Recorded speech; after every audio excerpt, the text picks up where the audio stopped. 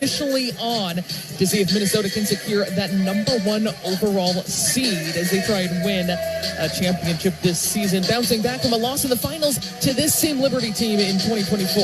Take a look at our starting lineup, starting with the New York Liberty, fourth and final meeting of the regular season between these two teams. Leonie Fibish, Emma Miesemann, Jonquel Jones, Sabrina Ionescu, and Natasha Cloud. And for the Minnesota Lynx, still no Napheesa Collier. She is still nursing that right ankle sprain. She is missing her 5th straight game. Minnesota is 6-1 this season without the leading MVP candidate. Jessica Shepard remains in the starting lineup. She has been phenomenal, stepping in for Napheesa Collier and coming off her 6th double-double of the season.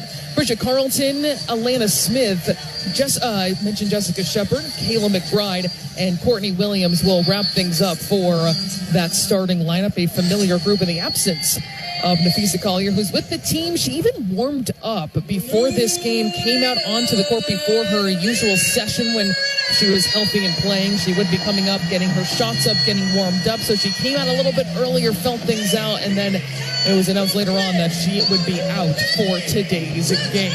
Minnesota wearing their Rebel jerseys, the black with the bright green details, and the New York Liberty with their seafoam green in black ombre. You know, the New York Liberty are going to be hungry in this one, wanting to avoid a sweep. This is a team that is 4-6 without Breanna Stewart. She won't be playing tonight either. They started 9-0 this season, just 12-13 since, but an opportunity to at least try and salvage a win in this series, where Minnesota has been scoring 90 points per game against this opponent. Jump ball between Smith and Jones will go to the Minnesota Lynx. Courtney Williams being guarded by Leonie Fibish, the 6'4" player from Germany in her 2nd season, something we saw that was interesting from that most recent matchup.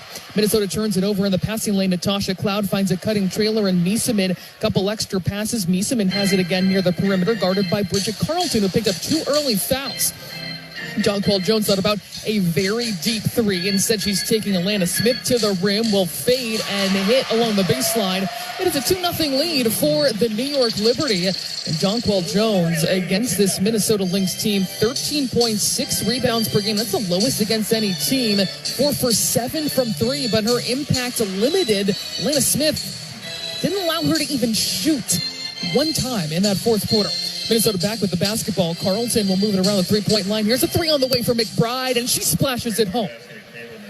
Minnesota takes its first lead on the 2nd possession of the game, 3-2. Minnesota on top of the early goings here at Barclays is Ionescu, able to get McBride in the air, but picks up her dribble far. On the opposite sideline, still has nowhere to go. Finally bailed out by Cloud. Here's Jonquel Jones working along the baseline against Alana Smith again, the leader in this Defensive Player of the Year conversation, but it's going to lead to a 3 from Fibish on the other side. Minnesota has been able to try and contain this Liberty team that leads the WNBA in 3s per game. Pick and roll between McBride and Smith. She extends to the rim, guides it in for 2. Minnesota and the Liberty tied up at 5 points apiece with a quick rebuttal by the Lynx on that next possession. Miesemann stops in the paint, kicks it out. A heavy dose of Jonquel Jones, and she is making Minnesota pay right now with her first 3. She's 2 for 2 with 5 points. Also have a 3 from Fibish. And New York starting 3 of 3. Most recently in the 3rd matchup, just on Saturday at Target Center, the Liberty started 2 of 11 shooting from the floor, 0 for 9 from 3. So coming out hot out of the gate here on their home court. McBride turns the corner, tries to float it up. She was able to get the edge, the step against Jones. From Ionescu sprinting the other way is blocked by Bridget Carleton. And a rare save from Carleton to see her emotions out there, fired up and making that defensive stop. Liberty lead 8-5, 7:42 on the clock here in the 1st quarter at Barclays Center. 4th and final meeting this season of the regular season between these two teams.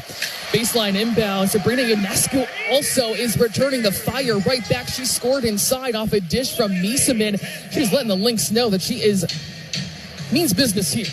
Courtney Williams will drive to the rim, and she can't finish at close range either. It's a 10-5 New York Liberty lead. Ionescu sprinting to the rim once more. Miesemann loses control of the dribble. Fibish will move it around the perimeter. Jonquel Jones has it now against Carleton. She's going to loft a 3.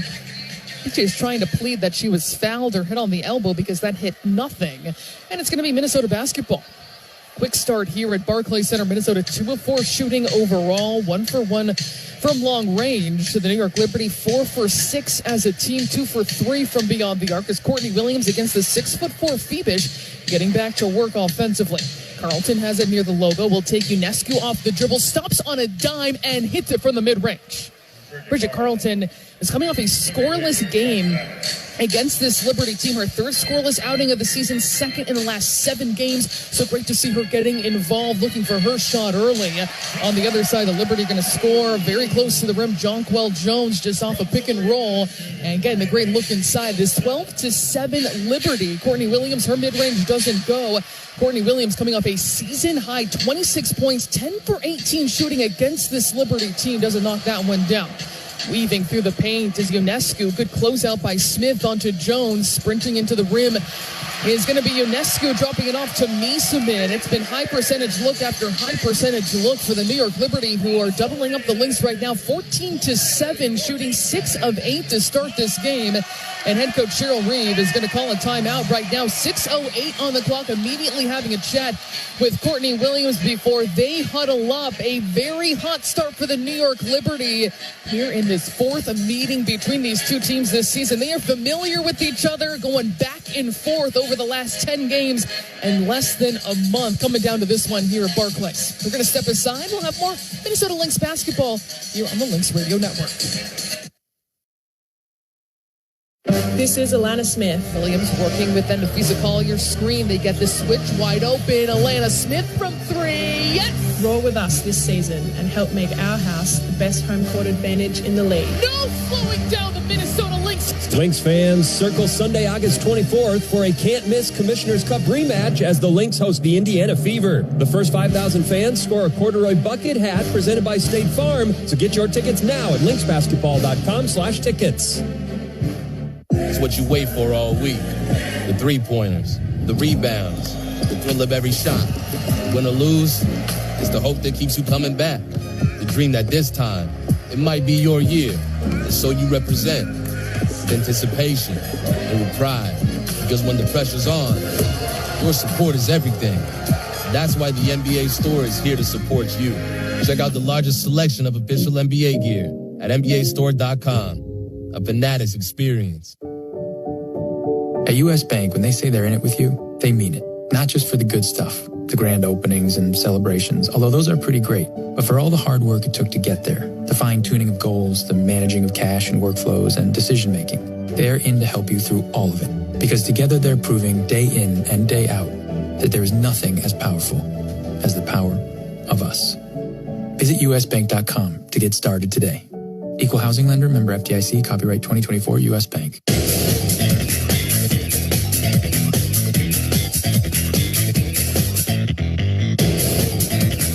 don't think it's exclusive to fee. I just always think about this in our league when you have a really good player out.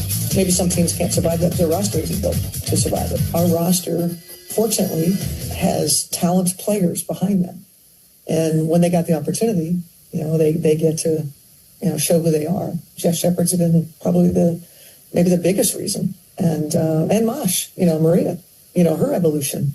So I think we're fortunate that we've had solid enough play and gritty enough and a desire. I think it speaks to how much they care about Fee. And they'll do anything for her. And they're helping her navigate this space, and it feels better. That you don't have to rush back. You don't have to feel like I have to get back, because if I don't, then that's a great feeling. It's a great feeling for me. It's a great feeling for Fee for sure. Minnesota Lynx head coach Cheryl Reeve, I think, with really important words there about how this team has been able to sustain in the absence of Nafisa Collier, the leading MVP candidate, leading scorer in the league, playing without this player for the 5th straight game and 8th game overall. She continues to nurse a sprained ankle. Out of that timeout, it is still starters on the floor for the Minnesota Lynx. They trailed the New York Liberty 14-7 here at Barclays Center. Sloan Martin along with you. It is Minnesota with the basketball. Courtney Williams guarded by Phoebish. Drops it inside to McBride, being guarded tightly by Cloud. It's a 3-time all-defensive selection on McBride. She stops on a dime, floats it up. That's no good. And the rebound ripped down by Jonquel Jones. Jones today 7 7 points already after she had some trouble against Minnesota, just 13 points per game in this series between these two teams. They go underneath the screen, Cloud for three. She knocks it down. And for the New York Liberty, they are 3 of 4 shooting from long range, leading 17-7. Minnesota 3 of 7 shooting overall as a team. Williams going back to work in the pick and roll with Alana Smith. They get the switch and she turns it over on the baseline. The last 2 games, Courtney Williams had 19 assists, 0 turnovers in 58 minutes, coming off her season high 26 points. Ionescu off his screen. The mid-range doesn't fall, and a rare miss for the Liberty. Now 7 for 10 shooting as a team. Into the front court comes Bridget Carlton. Now she's guarded by Phoebus. She'll get into the paint, drop it off for Jessica Shepard, looking to back down against Emma Miesemann, using every bit of her pivot, tries to force it up and in, and Miesemann's going to make the stop right at the rim. 17-7 is the Liberty lead under 5 minutes to go in this first quarter. Natisha Heidemann and Maria Kliundakova set the check-in for the Minnesota Lynx. Emma Miesemann working alongside Alana Smith. She'll kick it out after taking a bump, set a screen on Courtney Williams. Minnesota will switch. Cross-court pass picked off by Bridget Carlton. Brings it over half court and finds Courtney Williams with Phoebus on her. The lob inside. Alana Smith able to maneuver to find it. Was looking for a cutting Jessica Shepard, but they can't connect. It goes out of bounds toward the Lynx bench, and Minnesota will turn it over for the 3rd time today. We've seen such great connection between those two in Shepard and Smith, and that post-to-post passing. They hadn't spent much time on the floor together in terms of cumulative minutes before Nafisa Collier's latest injury with that ankle sprain. But we have just seen some magical moments between those two. That could have been one right there with that potential hookup. It is Minnesota Lynx basketball.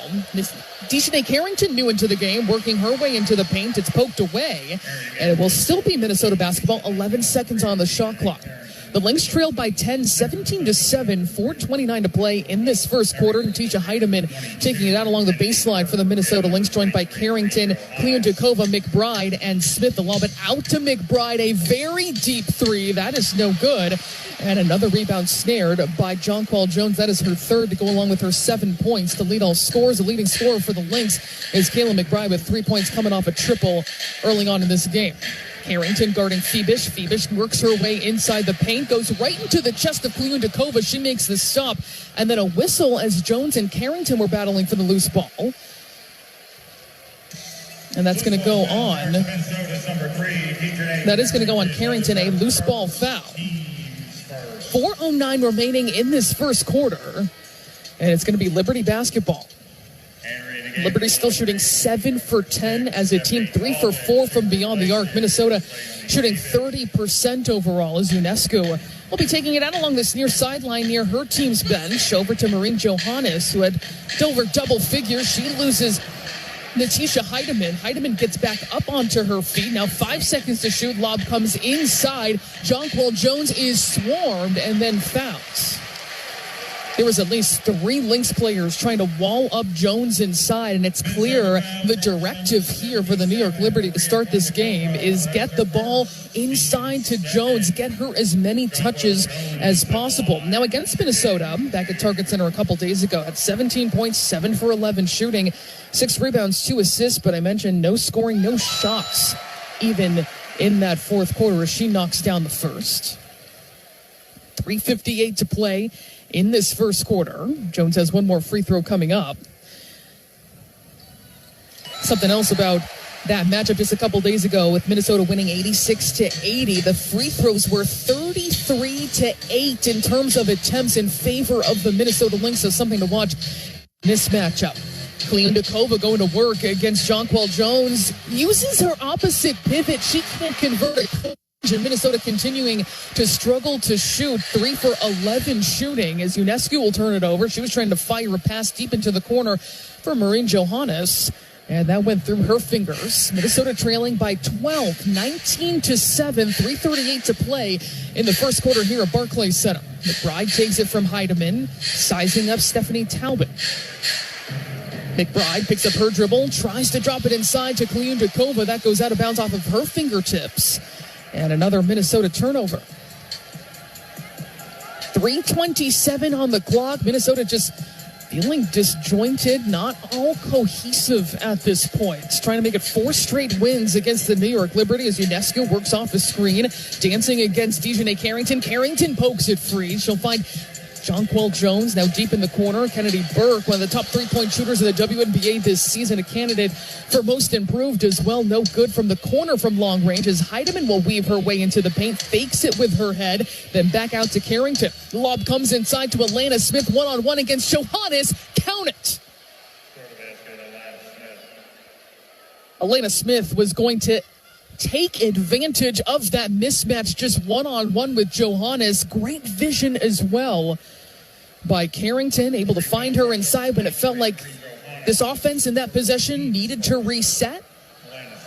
She found something, and Alana Smith cashed in.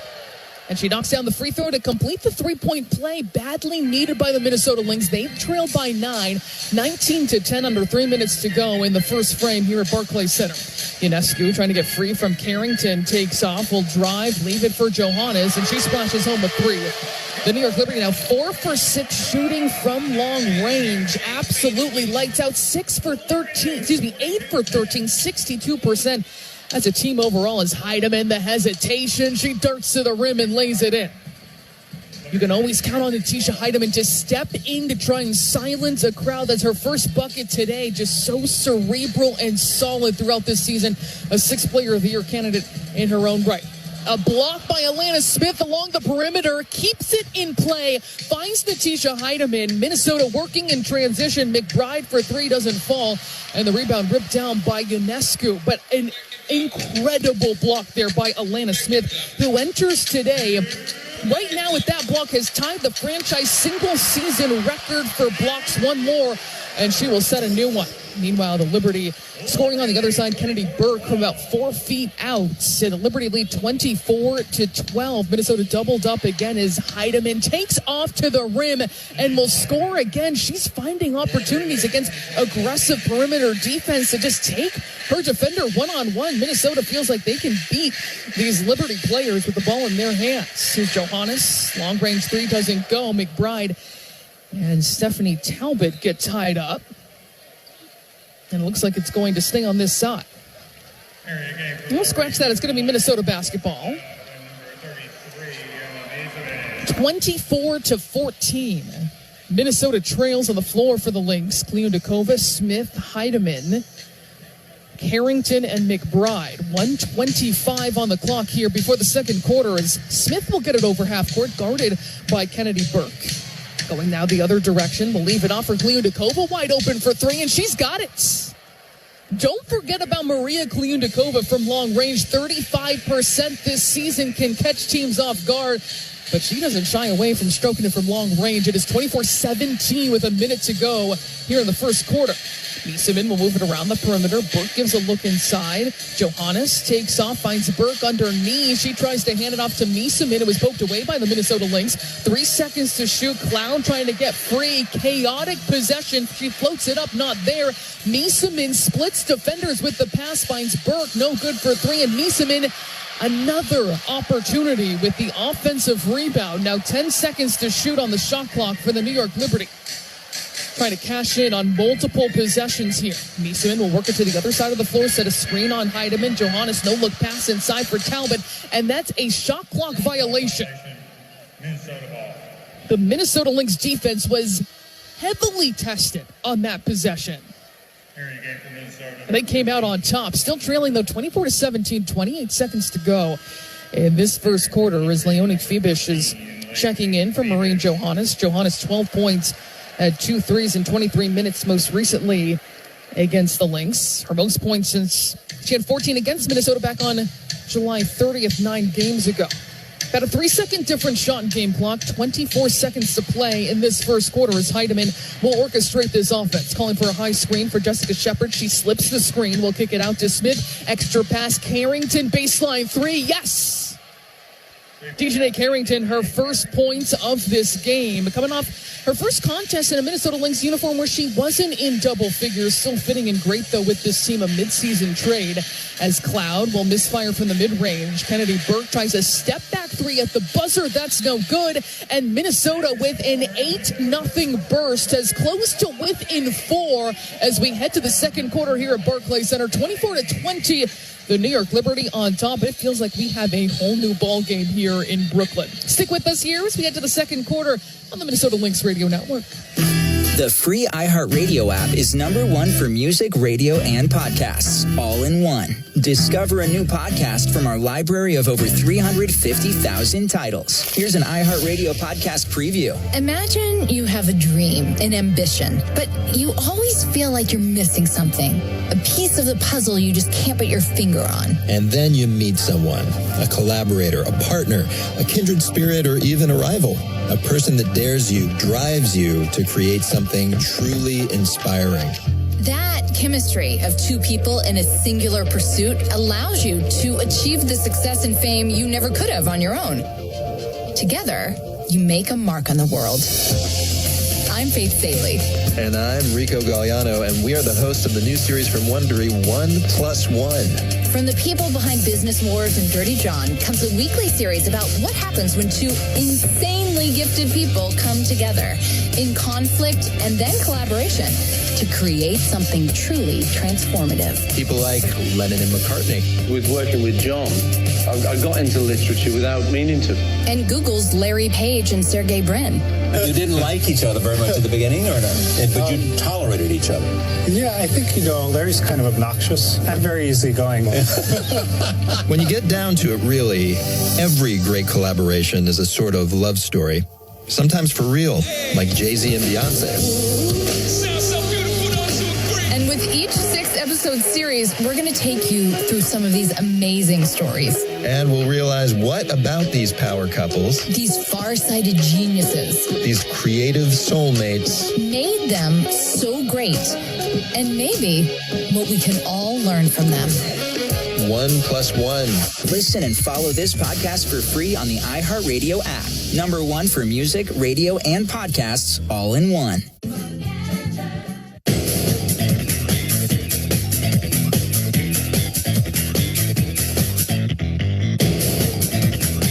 Yeah, man, but it's a good time. Like, I love talking trash. You just do something for my spirit. So even if they not talking trash, I gotta get it popping because that gets me going. So, obviously New York is a great team, man. We know that they're never gonna lay down every time we play against them. So I love it. I feel like it just gets us ready for that playoff feel every time we play them. So I gotta pop it to them, man. They beat us last year, so they number one hated in my book.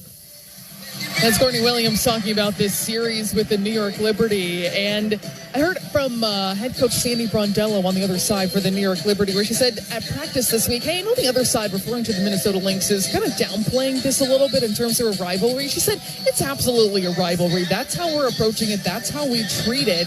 And so it's definitely some trash talk back and forth between these teams. But head coach Cheryl Reed even talked about that before this game, where she said, first of all, that's just how Courtney kind of operates. She is always that fiery kind of presence and always very vocal on the floor. But she said because of how Game 5 went last year in the WNBA Finals, this is personal for her. She has carried that with her, and that this matchup means a lot for that reason. She goes right at Natasha Cloud, going right at Courtney Williams there. She's going to score at the rim. It is a 26-20 New York Liberty lead. The Minnesota Lynx ended that first quarter on an 8-0 run, badly needed after the Liberty started red hot, 65% shooting from them a couple minutes into this game. And Williams is going to lose it off the dribble out of bounds along the baseline. A lot of pressure coming her way. And you can hear from the crowd here. Excited to see that kind of miscue. That's 4 turnovers for the Minnesota Lynx, who trail by 2 possessions, 26-20. It looks like a foul's going to go on Minnesota. On the floor for them to start the second quarter is Dejanay Carrington, Courtney Williams, Natisha Heidemann, Jessica Shepard. Am I missing someone? And Courtney Williams. So about 30 seconds into the second quarter, Maureen Johanna is trying to turn the corner. We'll find Cloud on the opposite side now in the hands of Nisa Min. She's crowded as she tries to make a post move. Gets it against Courtney Williams. Darts to the rim, and that is good. Minnesota was stuck in an awkward position there off his switch, and Niesemann knew it, immediately took Williams right to the rim and was able to receive the basketball. It is back to an 8-point lead, 28-20. The Liberty over the Lynx. In the hands of Smith, cross-court pass. Carrington has a 3 in this contest, one-on-one against Marine Johannes. Passes along the baseline. Smith for 3, no good that time. But skying for the rebound, Courtney Williams working the offensive glass up and in for 2.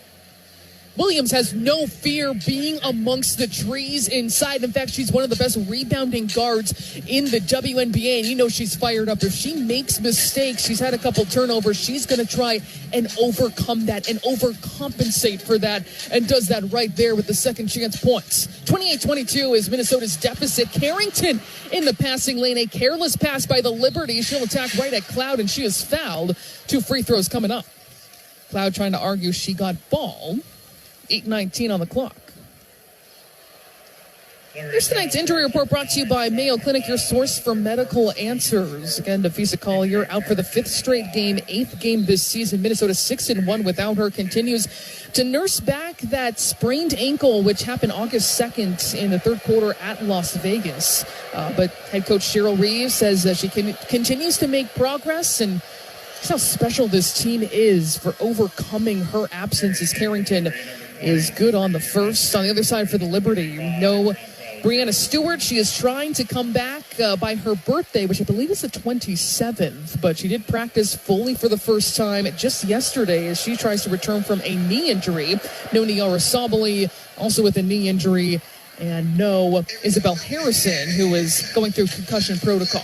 Carrington 2 for 2 at the free throw line. Minnesota back within 4, 28-24 here. 8 minutes to go in the second quarter. Another turnover by the Liberty, 2-on-1. Heidemann to Williams. She can't convert. Offensive rebound and put back, though, is good by Jessica Shepard. These teams top 2 in fast break points, and Minnesota, of course, it is a given scoring off turnovers. They're within 2 because of the defense fueling their offense right now, and a timeout is called by Coach Brondello and the Liberty. 7:54 to go in the second quarter. Minnesota right back in it, shooting 48%, and also with 3 steals, forcing 5 turnovers against the Liberty. We're going to step aside here for a moment. Have more to come here from Barclays Center on the Minnesota Lynx Radio Network. Hit the green and the gaming floor with Treasure Island Resort and Casino's Golf and Stay Hotel Package. Play a round of golf for 2 at Mount Frontenac Golf Course. Then make the short drive to the island and get in on the action with $50 free slot play. After a fun-filled day, unwind with a one-night stay in our luxurious hotel. Book your stay now at ticasino.com. Treasure Island Resort and Casino. Destination fun. At Target, we're home court advantage for the hometown sports fans. And with the Timberwolves season in full gear, we're here to help you gear up and make your game day prep a slam dunk.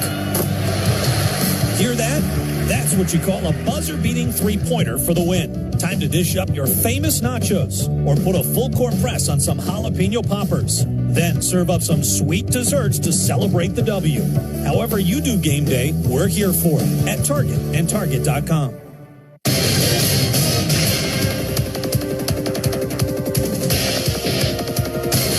Alex Leibelt here with you in our WNBA Tonight studios from the Target Center for a scoreboard update. There are 4 other contests going on across the WNBA here today. 2 of them are just about to get underway, and 2 of them are taking place later tonight. The Connecticut Sun and Washington Mystics are actually underway right now. The Sun have lost 6 of their last 7 heading into this game. They're the first team eliminated from playoff contention, while the Mystics are fighting for a playoff spot. They're half a game behind the Seattle Storm for the 8th and final playoff spot. They're actually just about to tip off in a moment's notice. The Seattle Storm, the team that the Mystics are trailing, are trying to hold on to that 8th and final playoff spot. They face off against the Chicago Sky team that has lost 12 of their last 13 games. The Atlanta Dream are red hot right now, and they're facing the red hot Las Vegas Aces. Dream have won 9 of their last 11, and the Aces have won 9 of their last 10. Second place Dream are just 6.5 games behind the Lynx heading into tonight's contests. Those teams tip off just after 9 p.m. And also happening at 9 p.m., the 20-13 Phoenix Mercury face the 18-16 Valkyries, who have won 4 of their last 5. Whole lot of contests going on in the WNBA today. Let's head back to Brooklyn with Sloan Martin. Thanks, Alex. It is really interesting at this point in the season with about 10 to 11 games left, depending on which team you're looking at. But this is really the home stretch of the season right now. So, as you heard Alex mention, the Atlanta Dream 6.5 games back of the Minnesota Lynx. They're in that second spot right now. So the New York Liberty not only wanting to win very badly today because of their focus to not try and get swept by this Minnesota team, but also battling for that second seed. The 4 teams behind the Minnesota Lynx, the Dream, Liberty, Mercury, and Aces, all separated by 1.5 games. Out of the timeouts, Minnesota within 2, 28-26. They trail right now. Liberty back with the basketball. Phoebish posting up against Heidemann. Heidemann forces the stop, but there's going to be a foul called.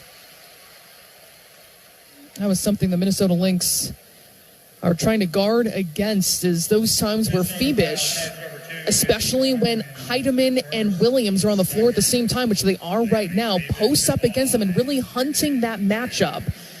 But Phoebish is going to be shooting 2 at the free throw line right here. That foul going on Heidemann, where it looked like she was just standing her ground right there. The whistle did come a little bit late. 29-26. Is Liberty lead on the floor for Minnesota. Williams, Heidemann, who I mentioned, Carrington, Smith, and Jessica Shepard. Courtney Williams will bring it over half court, met by Cloud, 3-time all defensive selection. So Williams sees sometimes Phoebish, sometimes Cloud. A lot of length on her. Heidemann with hesitation has Miesemann on her, looking for what mismatch she might be able to find. Gets it over to Carrington along the baseline, one-on-one against Ionescu. Sweeps through the lane, hangs in the air, and knocks it down from about that third hash mark. Really crafty move by Dejanay Carrington, who's got 7 points off the bench in 7 minutes on 2 for 3 shooting. An immediate impact, also a steal, as the Liberty turn it over once more. Heidemann dropping it off to Carrington, who misses the lay-in. Another opportunity, though, courtesy of Jessica Shepard. The mid-range by Alana Smith does not fall, and Minnesota not able to come away with the bucket right there. They trail by 2, 30-28. Under 7 minutes to play in the second quarter. Here's Miesemann off the feed. She will fade, and that is no good for about 10 feet out. Courtney Williams sprinting up the floor, finds Carrington in transition. All kinds of time, but can't make the Liberty pay. That rebound taken by Miesemann. 30-28, the Liberty lead. Minnesota has led by just 1 point early on in this game when it was 3-2. They'll move it around the perimeter. Phoebish, a great look at a 3, can't knock it down. But a second chance opportunity off the long rebound will keep it here with the Liberty. No, it's still up for grabs. A foul is going to go on Carrington, trying to snatch up that loose ball on the floor. And her jaw just dropped open in disbelief. 6:21 on the clock, and that's going to be a loose ball foul on Carrington. That'll be her second. No one else has more than one except for her. But she's going to stay in the game right now. 6:21 to go before halftime. Williams, McBride, Smith, Carrington, and Shepard on the floor for Minnesota in their Rebel jerseys. Cloud will take the handoff from Jones, working against Williams, picks up her dribble. Ionescu trying to get downhill against Carrington, a hard take. And she is fouled. Could that be back-to-back whistles on Carrington, who thought she was straight up? Minnesota foul, charge number 3. And that is going to go on Carrington, and that won't be her third. So Carrington +8 in this game. It is this second unit of Heidemann, Carrington, Kliundakova, who are all positive when you look at plus-minus, and the starters all negative at this point. And Carrington, with her third personal foul, coming over and chatting with head coach Cheryl Reeve. It doesn't look like a sub's coming in for her. No, it actually is. It is Bridget Carlton coming back in for the Minnesota Lynx. 2 points in 5 minutes on the floor in the starting lineup. And Ionescu is one of the best free throw shooters in the WNBA. Knocks down both. It is 32-28 Liberty with 6 minutes to go in the second quarter. As Williams will work the pick and roll. Here's Alana Smith straight on for 3. Can't knock it down. The offensive rebound will keep it here. Smith thought about it once more. Instead, she takes off. Will leave it for Carlton. Under 10 to shoot now. Carlton patient through that pick and roll, and she's fouled by Ionescu. Similar situation where Carlton tried to stop on a dime as Ionescu was really trying to stay shoulder to shoulder with her, and Carlton was able to draw the contact. That'll be the first on Ionescu. Number 4 for the Liberty is Jones, Burke, Ionescu, Phoebish, and Cloud. And Carlton's first free throw is good. Lynx basketball is brought to you by U.S. Bank. U.S. Bank is proud to be the official bank of the Minnesota Lynx. Elena Smith is going to check out, coming in again. Kliundakova was +3 in her 4 minutes on the court. Carlton's second free throw just rims out, touched every bit of that rim before falling out. It is 32-29 Liberty, 5:45 to go before halftime as Cloud sizing up Williams, watching the off-ball movement right near the logo, very high screen from Burke. They get the switch. Shepard trying to chase after her. They'll drop it inside. Deep post up for Jones, swallowed up by Kliundakova, but a whistle is going to go on Minnesota again. Minnesota foul charge number 77. Now it is going to go on Kliundakova. And that'll be her second. So Carrington with 3 and Kliundakova with 2. And 2 free throws coming up here for Jonquel Jones. 32-29 is the Liberty lead. Liberty in this game, 6 for 6 from the free throw line. Minnesota 4 for 5. I mentioned that disparity in the last game, the third meeting between these two teams, 33 attempts to 8. And for Minnesota, that was their highest percentage of points from the free throw line this season. In fact, McBride and Shepard combined for 25 of those attempts. But pretty evenly split right now. Jones will knock down both. It is a 34-29 lead. Minnesota has trailed by as many as 12, ended the first quarter on an 8-0 run. And they've been trying to get back within striking distance since. As Williams turns the corner, knifes her way into the paint, floats it up and in for 2. 34-31, Minnesota trails. A big bucket there by Courtney Williams. She's got 4 points on 2 of 5 shooting here in this first half. Ionescu now being guarded by Williams, maneuvering around the perimeter, goes to the opposite side of the floor, picking up her dribble, bailed out by Johannes. 8 seconds to shoot. Phoebish gives a look inside, deep cross-court pass. Ionescu will take off, couple dribbles, finds Jones for 3 along the baseline. Jones, 2 for 3 shooting from long range. She's got 14 first half points. She's been averaging just 13 points per game overall the first 3 games of this series against the Lynx this season. She's really come alive here under Brondello in this particular and fourth matchup. Williams will work it around the three-point line. McBride gets herself free for 3. That doesn't fall. And the rebound taken by Johannes. 4:22 to play before halftime. Ionescu again working against Williams through a Jones screen. Tries to get the step, but Williams alters that shot in the air. Excellent defense by Courtney Williams as Ionescu was streaking in. Kliundakova sprinting the floor on the other side. Soft touch with the lay-in in transition. And Minnesota within 4 again. 37-33. Flying in is Burke. She was looking for a whistle. None there. Igniting Minnesota the other way. Pulling up in transition. The long 2 for Williams doesn't go. Untouched offensive rebound. Jessica Shepard is good. Shepard, well, with 4 points to go along with 4 rebounds, coming off her 6th double-double of the season. That's at a new career high for double-doubles in a single season in her WNBA career. And Minnesota within 2, 37-35. Here's Jones, a good look at a 3, and she is able to knock it down. Jonquel Jones, her 3rd triple. She's 5 of 6 overall. The rebuttal not there by McBride. And Minnesota trails by 5, approaching the 3-minute mark of the second quarter. 40-35 they trail. But Jonquel Jones, 17 first half points, and Ionescu will hit another back-to-back triples for the New York Liberty, who have just splashed home their 7th 3 in this first half. They're normally hitting 10 per game. Williams gets into the paint, leaves it for Bridget Carlton for 3. That's no good. And New York knocking down 48% of its attempts. Minnesota 42% as a timeout called on the floor. The Liberty have increased their lead again, 43-35. Under 3 minutes to play before halftime. Minnesota trying to dig back into this game, getting close, with the Liberty keeping them at arm's length. We're going to step aside here for a moment. More Minnesota Lynx basketball when we come back on the Lynx Radio Network. The free iHeartRadio app is #1 for music, radio, and podcasts, all in one. Discover a new podcast from our library of over 350,000 titles. Here's an iHeartRadio podcast preview. In the 70s, as it was happening, a lot of us probably thought, gee, there's a lot going on. But looking back at a decade of violence, it was just crazy. It was crazy time. Most serial killers don't make any effort to involve the media or investigators. They're very secretive. They don't want attention. They almost want their crimes to go unnoticed. But the idea of committing a crime and then calling up the police and bragging about it, that's a whole nother level of terror.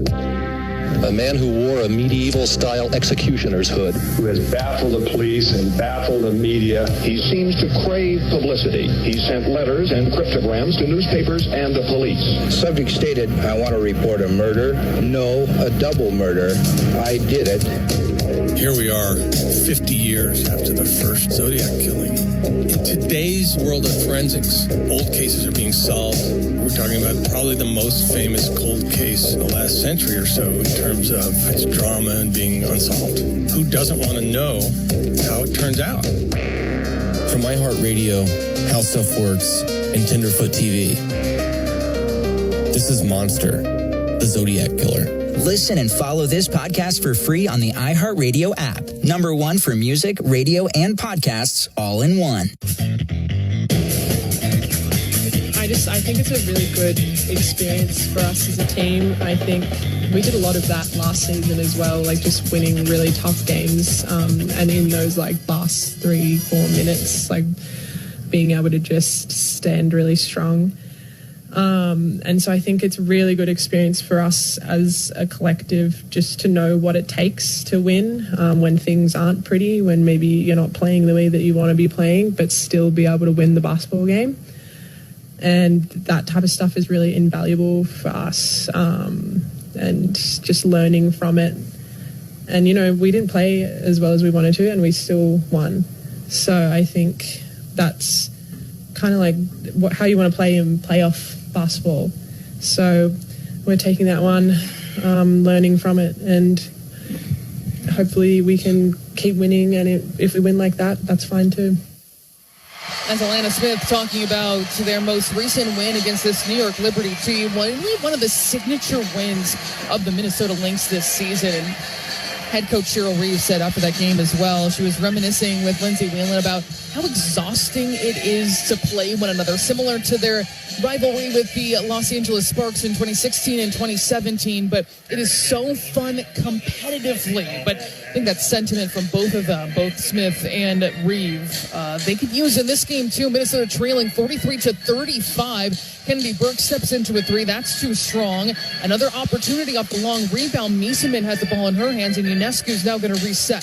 Guarded by McBride, uses a high screen from Mieseman. Mieseman cuts her way inside, scores on the reverse, and the Liberty are back up by 10, 45-35. Minnesota had been looking to strike here in the second quarter, but the New York Liberty finding their stride yet again, like they started this game incredibly hot, over 60% shooting.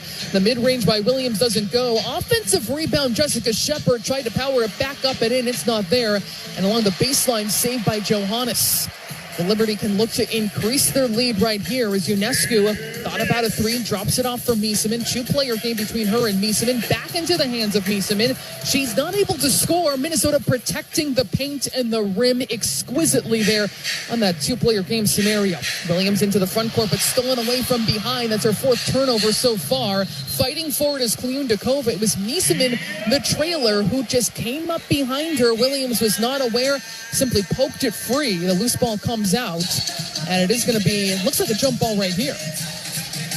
45-35 is the Liberty lead, 142 to play before halftime. A jump ball coming up here between Mieseman and Kliundakova. So two players over 6'4", jumping it up right now. Minnesota trails by 10, 45-35. They made an 8-0 run to close out the first quarter. Can they find that spurt again? Going into the halftime locker room, trying to complete a regular season sweep. Alana Smith coming in for Jessica Shepard, joining Williams, Kliundakova, Heidemann, and Minnesota for the straight game with that ankle injury. Off the jump ball, won by Minnesota, and McBride uses a screen from Kliundakova, tries to get herself free, instead goes to Heidemann. Heidemann turning on the Jets, using her body, and she is fouled. There is a lot of power packed into that small frame of Natisha Heidemann. There's a reason why she has the longest active streak for consecutive games played, but you can also see it when she fiercely attacks that way. And by the way, you can hear my conversation with her coming up at halftime today. Talk to her at Shoot-Around about how she's been playing recently, which is outstanding. Some of the best stretch of play she's had in a Minnesota Lynx uniform in her second season. She's had 7 games in a row shooting at least 50%. In fact, it's been 61% the last 7 games, the best such run of her career. And that came after 5 games where she was averaging just 5 points per game. She's shooting 63% from deep, 10 points per game over the 7-game stretch. Really critical for the Minnesota Lynx, and she will knock down both of those free throws. It is 45-37, Minnesota trailing, under 1:30 to play before halftime. Ionescu, good look at a 3, long, and she knocks it down. That is 8 first-half three-pointers for the New York Liberty as Heidemann speeds into the front court, met by Talbot. She'll drive, leave it for Courtney Williams, wide open for 3. She can't knock it down. Williams 2 for 8 shooting to start this game. 48-37. Minnesota trails, the ball trickling out of bounds, and it's Liberty basketball. Cloud shouting directions as Wiesman will now run down the floor. And now Cloud into the front court. Cloud uses a screen from Burke, rejects it, goes the opposite direction, uses another screen from Ionescu. Ionescu trying to get the step against Smith, but Smith gets a piece of it. She gets it over to Natisha Heidemann. No advantage here, so she's going to retreat and wait for the rest of her teammates. Kliundakova comes with a screen. Natisha Heidemann, another great look as she drives, not there. Kliundakova can't clean up the glass. And the rebound taken by the New York Liberty. Meanwhile, Alana Smith with her second block has just set a brand new Lynx franchise single season record for blocks, 69 on the year. Ionescu not able to knock down the 3. It's going to be Minnesota basketball. And another note about that for Alana Smith. This is a record that had stood for 20 years. Vanessa Hayden had 68 in 2005, and Alana Smith now with 69 blocks. She had a career high last season of 57 and now sets a new franchise record. So congratulations to Smith. She's had 4 games with at least 4 blocks this season. It's not just that stat, it's so much more that makes her the leading candidate for Defensive Player of the Year as well. Shot clock is off for the Minnesota Lynx, and Heidemann turns it over just right into the hands of Jonquel Jones. Ionescu looks up at the clock, floats it up. It is no good, and Minnesota survives that first half. They trail by as many as 12 points. The New York Liberty knocked down 8 threes, but they trail 48-37. Trying to win 4 straight against any team is a tough ask, but doing it on the road, doing it against this New York Liberty team that is battling and fighting hard for that second seed in the WNBA standings. But a tall task ahead, but one we know this team can reach. We heard from head coach Cheryl Reeve after that last game about how that last win Saturday really tested the fortitude, the mettle of this team, and they met that challenge. All right, Alex Leibel will bring you the halftime show from our WNBA Tonight studios at Target Center. We'll have highlights. He'll break everything down. Plus, my aforementioned interview with Natisha Heidemann, who's playing great basketball right now. That and plenty more to come. This is the Minnesota Lynx Radio Network.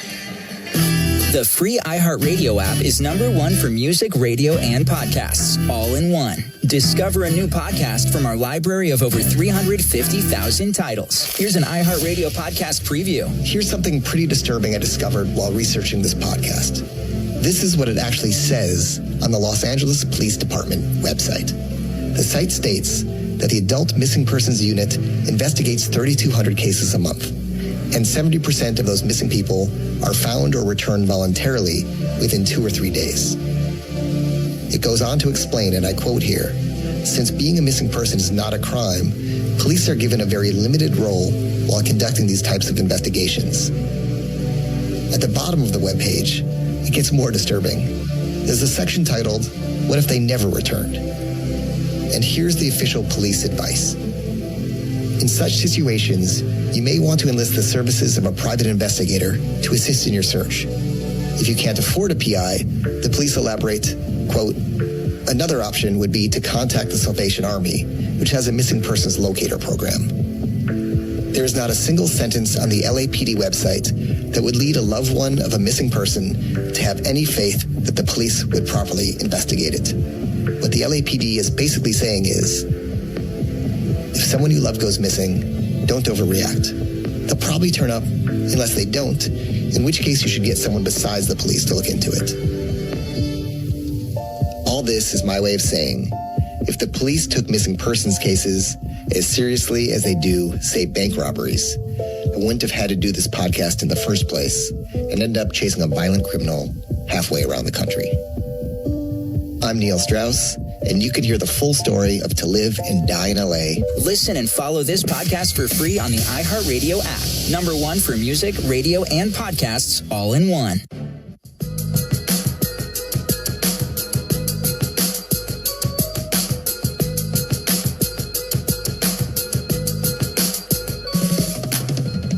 Ionescu, good look at a three, long, and she knocks it down. That is 8 first-half three-pointers for the New York Liberties. Heidemann speeds into the front court, met by Talbot. She'll drive, leave it for Courtney Williams, wide open for three. She can't knock it down. Williams 2 for 8 shooting to start this game. Tough shooting for the Minnesota Lynx there in that first half. They trail after 20 minutes of play, 48-37 in Brooklyn, New York. Jonquel Jones with 17 points in that first half. Sabrina Ionescu, 10 points and 8 assists. As we welcome you back into the WNBA Tonight studios for the halftime show, Alex Leibold here with you to discuss some of those first half highlights and the box score that tells the story of these first two quarters that have the Lynx trailing by 11, 48-37. Here after 20 minutes in Brooklyn. Lynx going for the 4-game season sweep against the Liberty in their third consecutive game against this opponent, but it was the hosts who jumped out to an early lead in New York. They went on a 14-2 run to lead by 12 early on. That would be the Liberty's largest lead of this 4-game season series until Cheryl Reeve called upon the handy-dandy bench unit, and they brought the Lynx right back into it at the end of the first. About a 3-second different shot in game clock, 24 seconds to play in this first quarter as Heidemann will orchestrate this offense. Calling for a high screen for Jessica Shepard. She slips the screen, will kick it out to Smith. Extra pass, Carrington, baseline three, yes! Dejanay Carrington, her first point of this game. Coming off her first contest in a Minnesota Lynx uniform where she wasn't in double figures. Still fitting in great, though, with this team, a midseason trade.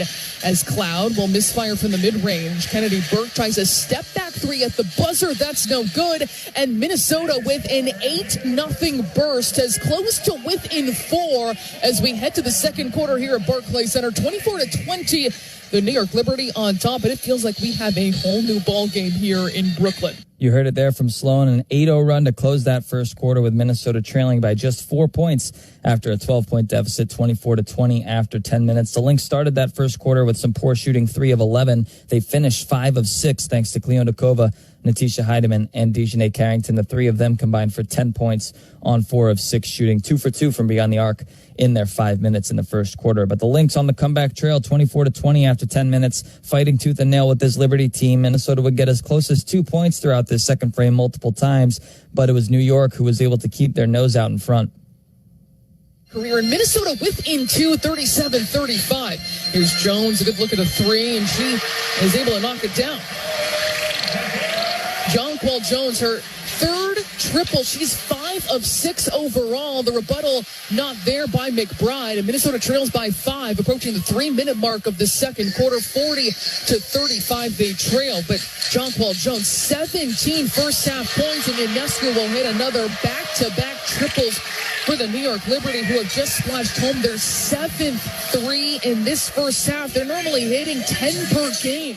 Yeah, the Liberty found their shooting from three-point range in this contest. They finished the first half 8 of 17. That's 47% from beyond the arc. They finished that first half. That gave them an 8-point lead, but they went up as much as 10, and now they lead by 11 after 20 minutes, 48-37. The Lynx could not find the bottom of the basket there in the second quarter. They shot 0 for 7 from beyond the arc, 6 of 21 from the field in that second quarter alone. as they shot 8 for 17 in the first. But the Liberty are winning the rebound battle 19-15. They're getting more assists than the Lynx are. The Lynx only have 6 assists on their 14 made shots. The Lynx are getting in the paint a little more. 22 of their 37 points have come from inside that area, but the Liberty are finding their way from three-point range. 8 of 17 is the story here for the first 20 minutes as the Lynx trail by 11, 48-37. Jonquel Jones is a leading scorer for both sides with 17 points, as you heard there. Sabrina Ionescu has 10 with 8 assists. Courtney Williams has 4 points, 4 rebounds, just 3 turnovers with no assists to her name, as the Lynx have 8 different scorers, but none have more than Dejanay Carrington's 7. Lynx down by 11 after 20 minutes of play. We're going to step aside for a quick break, but when we return, we got a nice conversation between Sloan Martin and Atisha Heideman right here on the Minnesota Lynx Radio Network. Jessica Shepard, when did you first realize you might be able to play basketball professionally? For me, it was always a dream. Since I was 5 years old, I always said I wanted to be a WNBA player, and I think, from a young age, I understood that I had abilities, and so, I just wanted to work at it with all I could to become the best player I can be and see how far it took me. So, if you weren't a professional basketball player, what would you be doing? I think I would be a baker. I'd have a bakery. So, I do bake in my free time. Yes, I like to cook. Who was your favorite athlete growing up? My favorite athlete growing up was Carmelo Anthony. Denver was the closest team to where I was from, so it was the team that we followed. And when I was young, he was obviously, kind of one of the faces of the league. What's your favorite hobby off the court? It used to be wakeboarding, but since I've become a professional, I don't do that until I retire. So that hobby is waiting for me. But I also I like to customize sneakers or anything to do with arts, really. If you could cook one meal for the rest of your teammates, what would you make? I actually make this really good chocolate Heath bar cake that they all enjoy, so I'll probably end up making that at some point this season. Which one of your teammates would you go on a cross-country road trip with, and why? I think I would take T with me and Bridget. Bridget is responsible, a fun time, but responsible. And T I think you would just be laughing the whole ride, so I would be cool with that. At Target, we're home court advantage for the hometown sports fans. And with the Timberwolves season in full gear, we're here to help you gear up and make your game day prep a slam dunk. Hear that? That's what you call a buzzer-beating three-pointer for the win. Time to dish up your famous nachos or put a full-court press on some jalapeno poppers. Then serve up some sweet desserts to celebrate the W. However you do game day, we're here for it at Target and Target.com. This copyrighted telecast of WNBA Enterprises may not be retransmitted, reproduced, rebroadcast, or otherwise used in any form without the express written consent of WNBA Enterprises.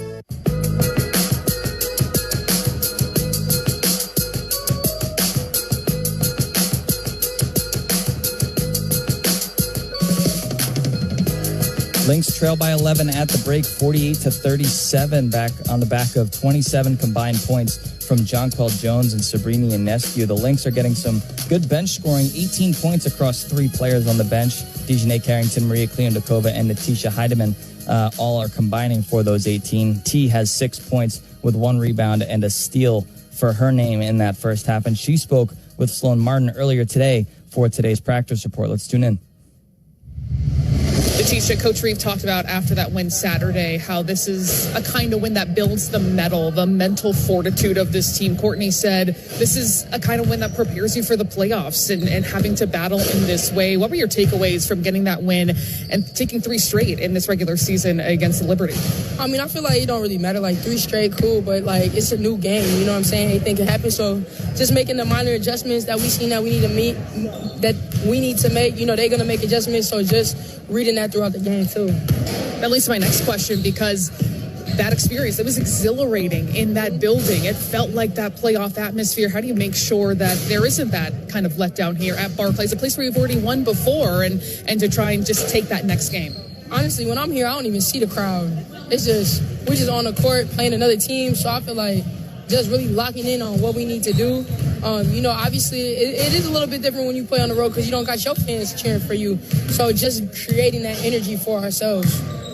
For you, T, over the last 7 games have been outstanding, shooting 60%. How do you describe just the flow that you're in right now offensively? I'm confident. You know, we getting into that time where we need everybody. So I just got to go into this little last stretch confident. doing what I do. Is there an escalation, it feels like, across the board, whether it's you or everyone else, where it feels like, hey, we're kind of in the home stretch right now, no matter who we're playing, and we want to be at our best? Yeah, it don't matter who we playing. We could be playing anybody, 10-year-olds. We got to go out there and go crazy. I just feel like we set ourselves up the whole season for playoffs, and it's like the regular season is not over yet. So we still, even though we number one, we still trying to be better. Like, we know we can still be better, be where we want to be at. We're not really worried about nobody else. We just worried about us, Minnesota Lynx. It doesn't matter what that lead is in the standings. No, it doesn't.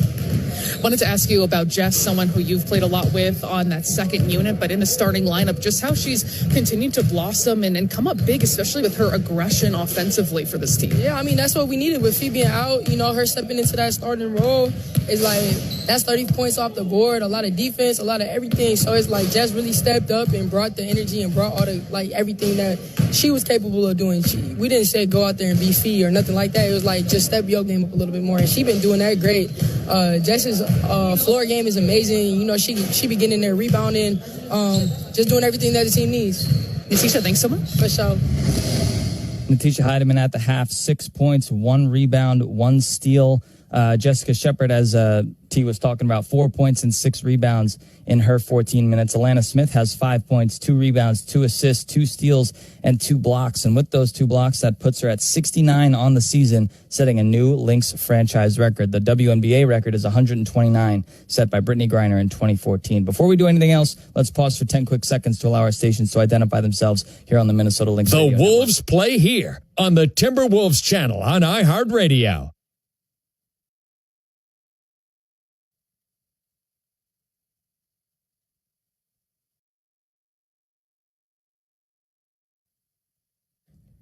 Lynx trail by 11 at the break, 48-37 to the New York Liberty. Second half action is coming up next with Sloan Martin on the call right here on your home for Minnesota Lynx basketball. It's what you wait for all week. The three-pointers, the rebounds, the thrill of every shot. Win or lose, it's the hope that keeps you coming back. The dream that this time, it might be your year. And so you represent with anticipation and with pride. Because when the pressure's on, your support is everything. That's why the NBA Store is here to support you. Check out the largest selection of official NBA gear at NBAstore.com. A Fanatics experience. Looking to shoot your shot and score big, all while giving back to your community? Pilot Games is bringing entertainment with exciting electronic pull tabs to bars and restaurants across Minnesota. Every play is a shot at a jackpot and an assist to a local charity. It's entertainment with a purpose. So next time you're out, look for Pilot Games. Big wins, local impact, nothing but net. Learn more at pilotgames.com.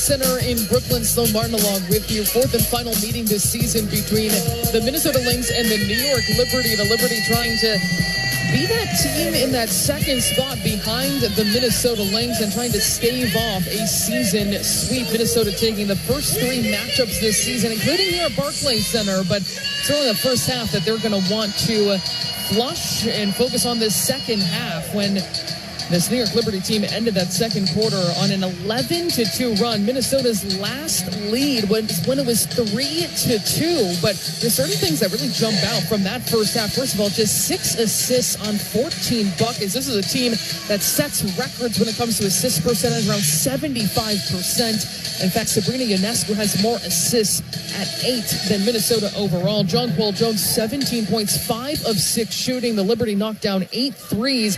And the starting backcourt for the Minnesota Lynx, they combine 3 of 15, to a lot to clean up here in the second half. It is Liberty basketball to begin this second half. 48-37, Minnesota trails as Jonquel Jones, a nasty move, that fadeaway when she puts the ball on the floor. This time, though, from about 17 feet. She has been nearly untouchable in this game. 19 points, 6 for 7 shooting. a direct departure from what we've seen in this season series so far. Just 13 points per game for her. Minnesota turns it over on their first possession. Natasha Cloud streaking up the floor, and she will convert on the fast break opportunity. It is 52-37. Minnesota with its largest deficit of this game so far. Courtney Williams, couple dribble mid-range pull. Williams, 2 of 8 shooting in that first half, was minus 21. She's got 6 points at this point right now. Also 4 rebounds. No assists so far for her. New York back with the basketball. Jones being guarded by Carlton. She's trying to take her into the paint. Carlton trying to make sure she doesn't move, and it's an offensive foul on Jones. Offensive foul, charge of Liberties, number 35. And Jonquel Jones was trying to inch by inch move Bridget Carlton into the paint, feeling like she had that matchup in her favor. And Bridget Carlton was not going to allow it to happen. Is there a technical on this side? A technical foul has been charged to Liberties, number 9. It is going to be on Natasha Cloud. She was teed up in game 3 between these two teams at Target Center.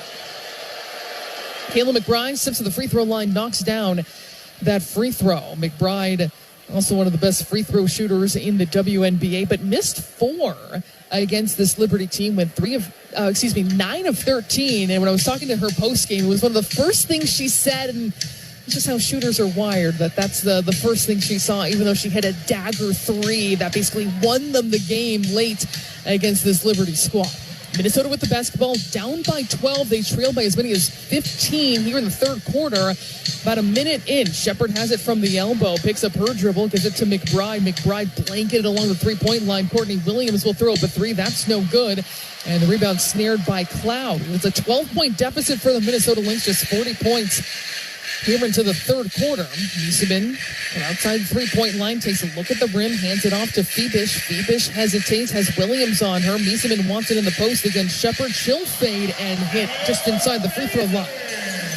A 14-point lead for the Liberty, 54-40. Fourth and final meeting of this regular season between these two teams.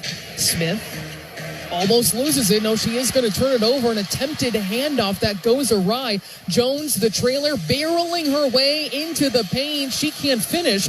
And snaring the rebound is Smith. Sigh of relief there by the Minnesota Lynx, not surrendering more points off of turnovers. They've turned it over 7 times in this game. Just 6 points scored off of them. Still the offense looking discombobulated here on this possession. Shepard decides against going one-on-one in the post against Jones. 5 seconds to shoot. Williams tries to get downhill. Instead will feed Carlton for 3. That's no good from the elbow. Minnesota went 0 for 7 from range in that second quarter. And in this game, just 3 of 14. That's 21%. These are the top 3-point shooting teams in the WNBA here with New York and Minnesota. 54-40, Minnesota trails. Ionescu and back to work offensively. 8 seconds to shoot. Picked off by Courtney Williams. She just has to score over Cloud, but she's wrapped up in time.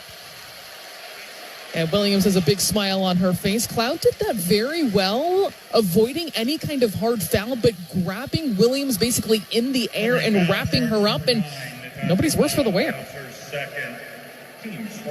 But those two have gone back and forth. Courtney Williams said that there was some trash talk happening in that third game. She said, "You're the only person on your team who can guard me." But here she steps to the free throw line to shoot 2, trying to reignite herself, trying to reignite her team right now in a tough environment to play here at Barclays Center. In this matchup of the 2024 WNBA Finals, Carrington is going to check into the game for Bridget Carlton. Carrington led everyone in plus-minus. She was +6 in 8 minutes on the floor, 7 points. Minnesota with 18 points off the bench, playing without Nafisa Collier for the 5th straight game as she continues to nurse back to health from a sprained ankle. Williams goes 2 for 2. She's got 8 points, leading scorer for the Minnesota Lynx with her 8. 54-42. Minnesota trails. Cloud looks for Jones, and now she's going to back down against Shepard, handing it off to Miesemann. Cloud feeds it back inside to Miesemann, but picked off by McBride. Minnesota trying to feast on these turnovers. In transition, Carrington in rhythm, no good from long range. And a good box out by Phoebish against Alana Smith. Minnesota now 3 for 15 shooting from long range at 20%. Jones behind the back pass to Cloud. She gets it back from Cloud. No good from three. Minnesota trails 54-42. 6:30 to play. Cloud almost had a steal, and that ball was kicked.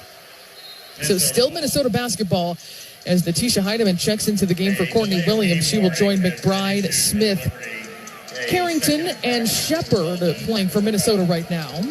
Trying to find some combination that's going to reinvigorate this team. Everyone who's entered the game has scored between 3 and 8 points, but something that has made Minnesota so successful in the absence of Collier is having the elevated game from one or more players on every single night that they have played without her, and looking for someone to step into that role right now.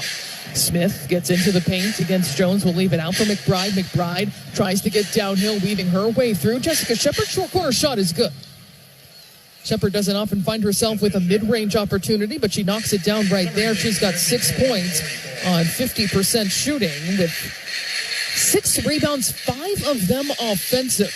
Approaching the midway point of this third quarter, Cloud gets it from Ionescu. No good from 3. Carrington skies for the rebound. Instead, it's Shepard who will now burst down the floor, leaving it for Heidemann. Heidemann was being followed by Jones, and Minnesota's going to reset here in the hands of McBride, guarded by Miesemann. She's directing traffic, trying to get some space. She wants Miesemann one-on-one, but picks up her dribble instead. Here's Heidemann with 5 seconds to shoot. Minnesota lacking that ball movement right now, especially in their assist numbers in this possession. Heidemann just has to heave it up and somehow gets it to fall. Resuscitating that possession was Natisha Heidemann with a trick shot in the paint. Minnesota trails 54-46. And sometimes you just need a little bit of luck on your side to try and climb back into things. Minnesota shooting 39% as a team. Heidemann now with 8 points, tied for the team high. And that last foul going on Alana Smith. It is going to be Liberty basketball here. 5:14 to play before the fourth quarter. And it's going to be Ionescu taking it out, guarded by Carrington. Ionescu feeds it into Phoebish with McBride on her. Johannes now waiting for a screen from Miesemann. We'll get it over to Miesemann. Miesemann hands it off now back to Johannes. Long 3 on the way by Ionescu is too strong. Shepard, a great box out against Burke, keeps it alive, even if she's not credited for the rebound right there. Heidemann skips into the front court, waits for a screen from Smith, takes off to the rim, can't guide it in, and the rebound taken by Miesemann. 54-46, the Liberty are with the lead as Burke turns on the Jets, can't convert, and the rebound comes away to Shepard. She tried to throw a dime, but it was picked off. Just a tight window pass going awry for Shepard, and it's going to lead to a Phoebish 3. Phoebish has not shot well against the Minnesota Lynx in 3 games, just 6 points per game, 33% shooting overall and from 3. But she's gets it to go that time. She's 1 for 2 from long range. Here's McBride off target from 3. Shepard, her 6th offensive rebound, make it 7, keeping it alive. Here's Carrington, who she shuffled it off to, and she converts from about the second hash mark. Minnesota trailing 57-48. 4 minutes to go before the third quarter, and Jessica Shepard trying to keep her team in things with her effort on the offensive glass. Here's Miesemann for 3. That is good, and that is 10 triples through not even 3 quarters for the New York Liberty, who lead the WNBA in 3s per game. In fact, they have the regular season record of 19, a mark they have hit 2 times this season alone. This is a prolific 3-point shooting team, even without Brianna Stewart. Carrington working through a pick and roll, stops on a dime against Ionescu, hands it off to Heidemann. 2 seconds to shoot. Heidemann is again going to have to heave late, and she hits late. Lets out a little dance as well, but Natisha Heidemann has bailed out this team in possessions not operating how they want them to. Minnesota within 9 now, 60-51. It's been small plays here and there. The offensive glass work for Jessica Shepard, second chance opportunities. Natisha Heidemann with some creative finishes, trying to keep Minnesota in things here at Barclays. Miesemann with a shot clock violation. The Liberty were not aware of what that clock said, and even with things feeling disjointed, discombobulated for the Minnesota Lynx, shooting under 40% from the floor, somehow it's a single-digit game right now, trailing 60-51 here in Brooklyn as a timeout is called. We're going to step aside here, have the rest of the third quarter when we come back on the Minnesota Lynx Radio Network. Hailstorm.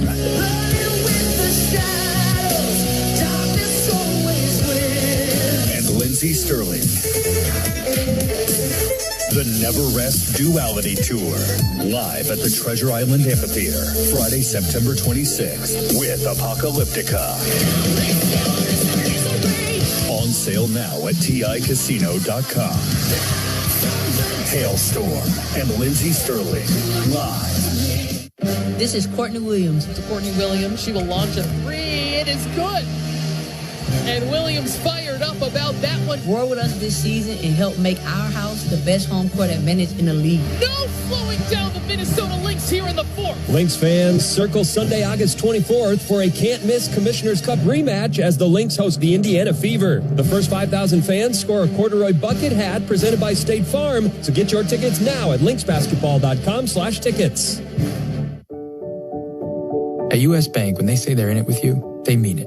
Not just for the good stuff, the grand openings and celebrations, although those are pretty great, but for all the hard work it took to get there, the fine-tuning of goals, the managing of cash and workflows, and decision-making. They're in to help you through all of it, because together they're proving day in and day out that there is nothing as powerful as the power of us. Visit usbank.com to get started today. Equal housing lender, member FDIC, copyright 2024, U.S. Bank.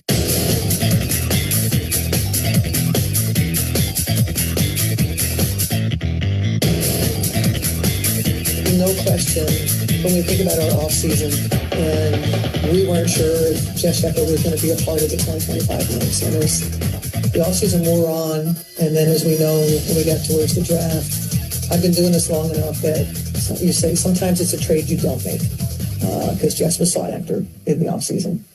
And that is one that is ringing true.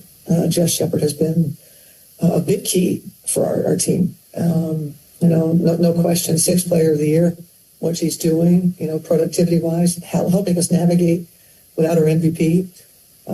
Jess is at the head of that, and her confidence and her maturity with where she's at.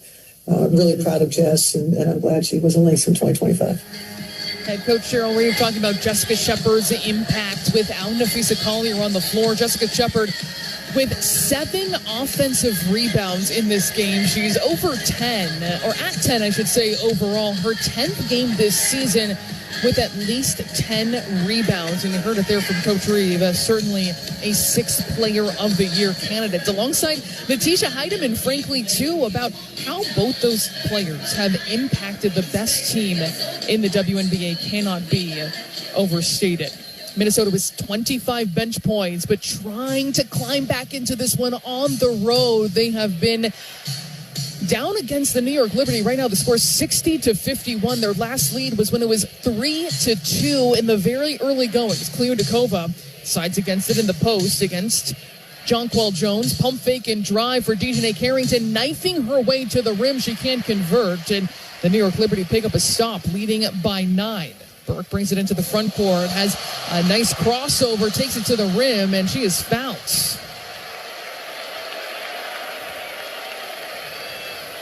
(60-51) is the Liberty lead. Burke a little bit slow to get to her feet. Not just a three-point shooter. We've seen her slicing her way to the rim in this game, shooting 46% from range this season, leading the WNBA in that category.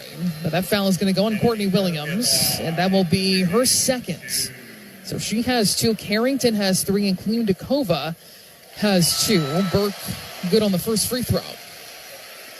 Lynx basketball is brought to you by Treasure Island Resort and Casino, the exclusive casino partner of the Minnesota Lynx. Burke goes 2 for 2. On the floor for Minnesota, Smith, Williams, Heidemann, Carrington, and Cleo Dakova. So 3 reserves on the floor for Minnesota. On the flare, here's Heidemann trying to get free, dancing alongside Johannes. Now 10 seconds to shoot for the Lynx. Courtney Williams dropping it down low into Cleo Dakova, where she goes untouched up and in. 62-53, Minnesota trails. Kliutikova with 7 points on 3 of 5 shooting. This bench unit has been vital for the Minnesota Lynx today. 27 points when shots aren't falling for the starting group. Cross-court pass, Burke with the extra one to Johannes. 5 seconds now to shoot. Ionescu tries to get herself free. No good. Her long two doesn't fall.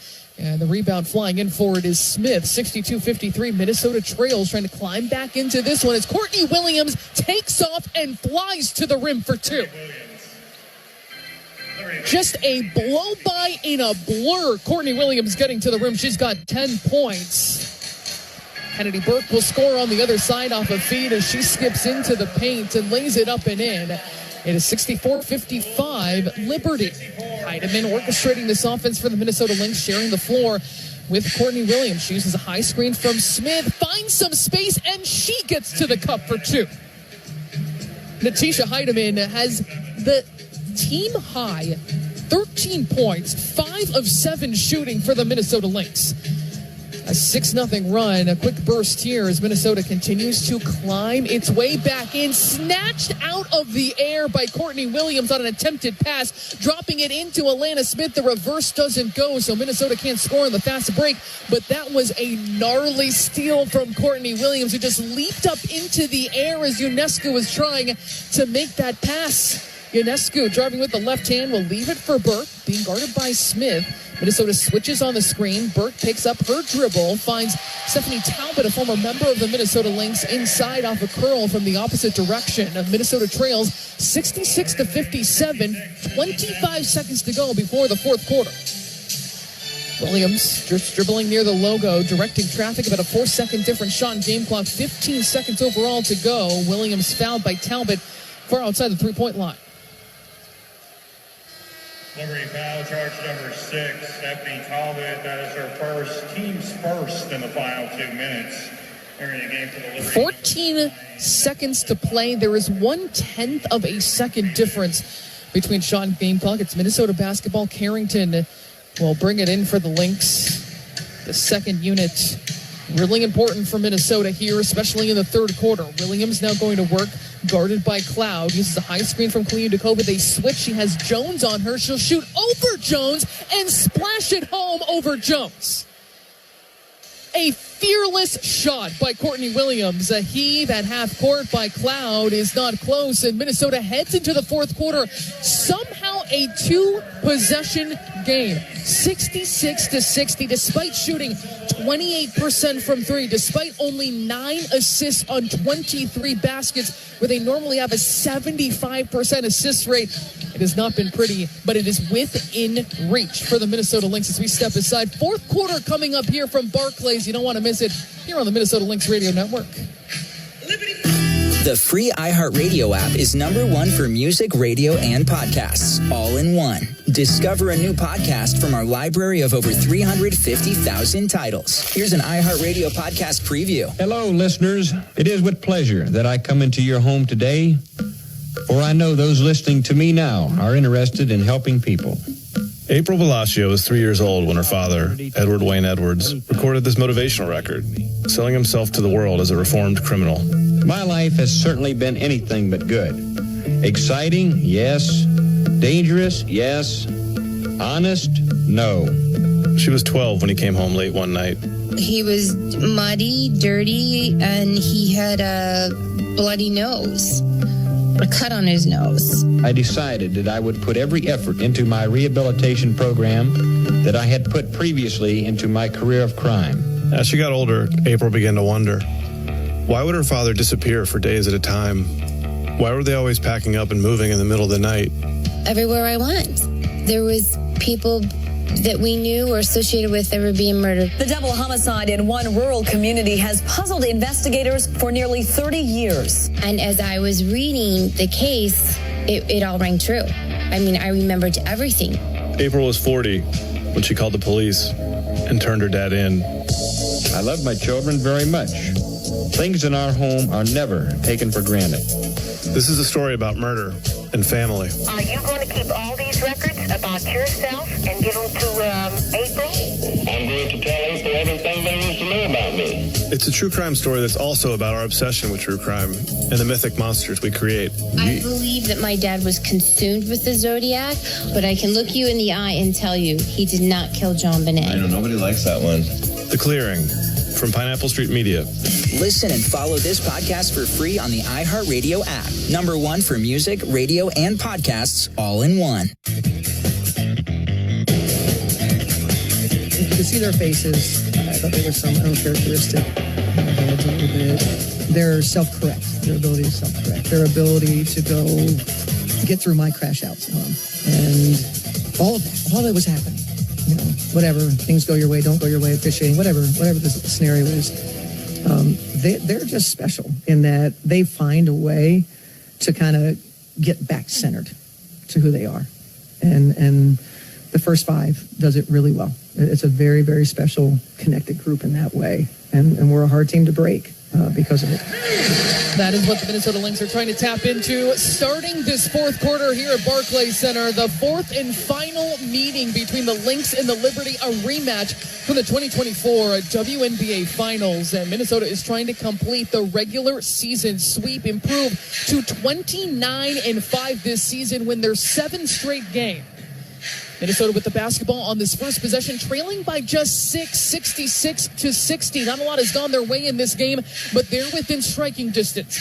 Heidemann trying to post up against the 6'4" Phoebus. She'll kick it out to Kliundakova, who gets the step against Jones and guides it in for 2. A confident take by Maria Kliundakova. She's got 9 points on 4 of 6 shooting in this game. 31 bench points for the Minnesota Lynx, trying to win their 5th straight game without Nafisa Collier, still out with an ankle sprain. 40 seconds into this fourth quarter, Heidemann forcing Cloud to weave back and forth, but she's going to be whistled for a foul. Minnesota also trying to win its 9th game this season, but they had a double-digit deficit. They trailed by 15 points in the third quarter, 12 points in the first quarter. It has been an uphill climb as Ionescu lets it fly. That's no good. Jonquel Jones working the offensive glass. She'll put it back up and in. Back up to a 6-point lead, 68-62, a minute into this fourth quarter. Heidemann's been working the offense here with the bench playing extraordinarily well for the Minnesota Lynx. Carrington picks up her dribble at the nail. We'll get it out to Kliundakova for 3. That's no good. She has one in this game. Offensive rebound for Elena Smith, keeping it alive for a second chance opportunity. Heidemann likes to look at a 3, misses everything, and the weak side rebound over to Jones. Cloud skips into the front court, leaves it off for Ionescu. Cross-court pass, Jones sizing up against Kliundakova, drops it inside. Now in the hands of Ionescu, who steps in for 3, and she dreams it. Ionescu just 4 of 13 shooting, but she's got 13 points right now, and head coach Cheryl Reeve is going to call a quick timeout. All of a sudden, the Liberty have ballooned this lead back up again to 9 points, 71-62. Minnesota battling on the road, trying to make it 7 straight wins. And right here at Barclays Center, facing a stiff challenge by the New York Liberty in this 4th meeting of the season. We're going to step aside. Plenty more coming your way here in the 4th quarter on the Minnesota Lynx Radio Network. Looking to shoot your shot and score big, all while giving back to your community? Pilot Games is bringing entertainment with exciting electronic pull tabs to bars and restaurants across Minnesota. Every play is a shot at a jackpot and an assist to a local charity. It's entertainment with a purpose. So next time you're out, look for Pilot Games. Big wins, local impact, nothing but net. Learn more at pilotgames.com. It's what you wait for all week. The 3-pointers, the rebounds, the thrill of every shot. Win or lose, it's the hope that keeps you coming back. The dream that this time, it might be your year. And so you represent with anticipation and with pride. Because when the pressure's on, your support is everything. That's why the NBA store is here to support you. Check out the largest selection of official NBA gear at NBAstore.com. A Fanatics experience.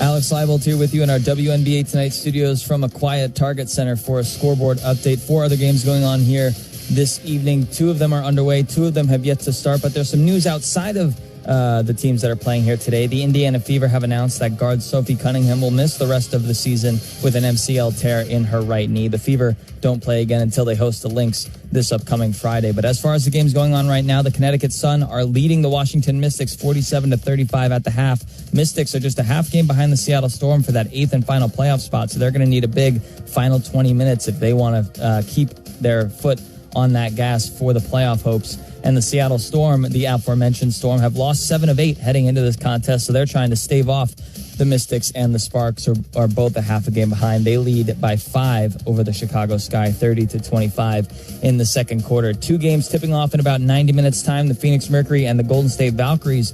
Valkyries sitting at 18-16. They've won 4 of their last 5. The Atlanta Dream, who have won 9 of their last 11, play against the Aces, who have won 9 of their last 10. That should be a fun one just after 9 p.m. as well. Let's head back into the Barclays Center for the finish of this one with Sloan Martin. Thanks, Alex. The Liberty leading 71-62, 8:25 to go in this game here at Barclays Center. Minnesota fighting to try and take this season series. They've already won 3 straight against the New York Liberty. And at 28-5, trying to win another series here in this WNBA season. But this is a tough place to play. It is loud in here, a great crowd on hand. And they trail 71-62 on the floor for Minnesota. Kliundakova, Williams, Smith, Carlton, and McBride. Minnesota with 31 points off its bench, but just 9 assists on 24 baskets. The offense has really never found a rhythm. They're shooting just 41% in this game. The top 2 shooting teams in the WNBA in this one is McBride. Tries to turn the corner, does, and converts at the rim. Just starting her way. She was determined to get all the way to the cup, and she does just that. Minnesota within 7, 71-64, and even with things not pretty and not how Minnesota wants to be operating, they are still in this game with under 8 minutes to play as Febish, a hard take, forces it up. That's no good. Jones is fouled as she tries to go up with the offensive rebound, though. It's going to be going on Courtney Williams, and for Williams, that will be her 3rd. Both her and Carrington have 3 personals apiece. So 2 free throws coming up here for Jonquel Jones. Hey, Lynx fans want to own a signed Rebel jersey? Bid on exclusive gear at the Lynx Rebel auction this coming Sunday, including game-worn jerseys from that day's matchup with the Fever and the 2025 All-Star jersey signed by Nafisa Collier, Courtney Williams, and Kayla McBride. Learn more at lynxbasketball.com/auction. Jones knocks down the first and can't hit the second one for this Liberty team that has dropped 3 of their last 4 games. They are in 3rd place in the WNBA standings, fighting hard against this top-ranked Minnesota team. Minnesota with a second chance opportunity. Courtney Williams has it against Cloud. 5 seconds now to shoot. Kliundakova comes with a high screen. Kliundakova from the free throw line. Can't knock it down. And skying for that rebound is Febish. So 2 stops there for the New York Liberty. They lead 72-64, approaching 7 minutes to go. Alana Smith is going to be whistled for a foul. Her arm got tangled up with Jones's arm as the ball was coming into her on the lob. Number 8, Alana Smith. For Smith, that is her 2nd personal, so she stayed out of foul trouble in this one. But Smith is going to take a seat right now. Jessica Shepard comes back in. Shepard, McBride, Kliundakova, Williams, and Carlton for the Minnesota Lynx as Kennedy Burke puts her head down, tries to drive against Shepard. Almost throws it away. No, it is going to be a backcourt violation. Cloud tried to save it, but an errant pass by Burke is going to be turnover number 12 for the Liberty. Minnesota's cashed in for 9 points and possibly counting here on those turnovers. In the second meeting here at Barclays of this season series, Minnesota forced 20 turnovers and had 22 points off of them. Here's Williams sizing up against Febish, the 6'4" player from Germany guarding her. She leaves Courtney Williams, and Williams will knock it down from about 5 feet out. She was almost surprised she was left alone and was able to knock it down from close range. 72-66 Minnesota, very much in this game despite how they've struggled, and a double dribble is going to go on the Liberty. That is a couple of turnovers in quick succession and 13 turnovers forced by the Minnesota Lynx. 6:47 on the clock. Minnesota trailing by 6. It's back to a 2-possession game. Their last lead came when it was 3-2 in the opening moments of this game. Williams will pull up inside the 3-point line. That doesn't fall, and Burke will snare the rebound for the Liberty. One and done there for Minnesota's offense, shooting 41% from the floor. The Liberty at 46%. Cloud works around a couple of screens. Courtney Williams sticks with her. Burke guarded by Shepard will hand it off to Johannes. Johannes down low into Burke, and Burke challenged at the rim by Kliundakova, flying in for the help defense. Minnesota revving its engines right now, but Courtney Williams can't knock it down from the mid-range. Another stop, though, by Minnesota, but doesn't turn into offense. They're shooting just 5 of 20 from three-point range in 3 games.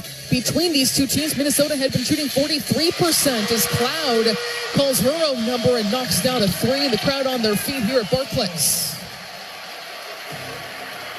Ball in the hands of McBride. Uses a high screen from Shepard. Drops it down low into Shepard. Tight roping along the baseline. Looking to pass it off to Kliundakova, but through the hands of Kliundakova. Minnesota trailing 75-66. It feels like anytime they get within striking distance, just close enough to try and challenge this game, the Liberty have had an answer. They've been able to score in really timely moments and possessions in this game. As we approach the midway point to the fourth quarter, 5:41 on the clock, the Liberty leading the Lynx 75-66, trying to avoid a season sweep as they battle for the second spot in the WNBA standings. Here's Ionescu going to the rim, and again Kliundakova protecting it.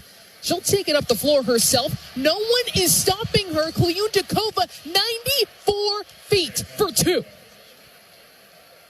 11 points for Maria Kliundakova on over 50% shooting. 3 rebounds for her, and you got to love that aggressiveness. No one is stopping ball, so I'm going to take it all the way. 5 minutes to play. Johannes, that was poked away by Courtney Williams, read that pick and roll to perfection. She picks up a deflection right there. 8 seconds to shoot for the New York Liberty, and it feels like this energy building for the Minnesota Lynx. Are the embers of a comeback starting to burn right now? They have 8 wins where they have been down by double digits. A miss by Ionescu. Carrington streaking up the floor, and she's fouled hard. 2 free throws coming up for Dejanay Carrington, who had a chance on the fast break. Liberty foul, charge number 22, Kennedy Burke. That's going to go on Burke. Minnesota trailing 75-68 with 4:54 to play.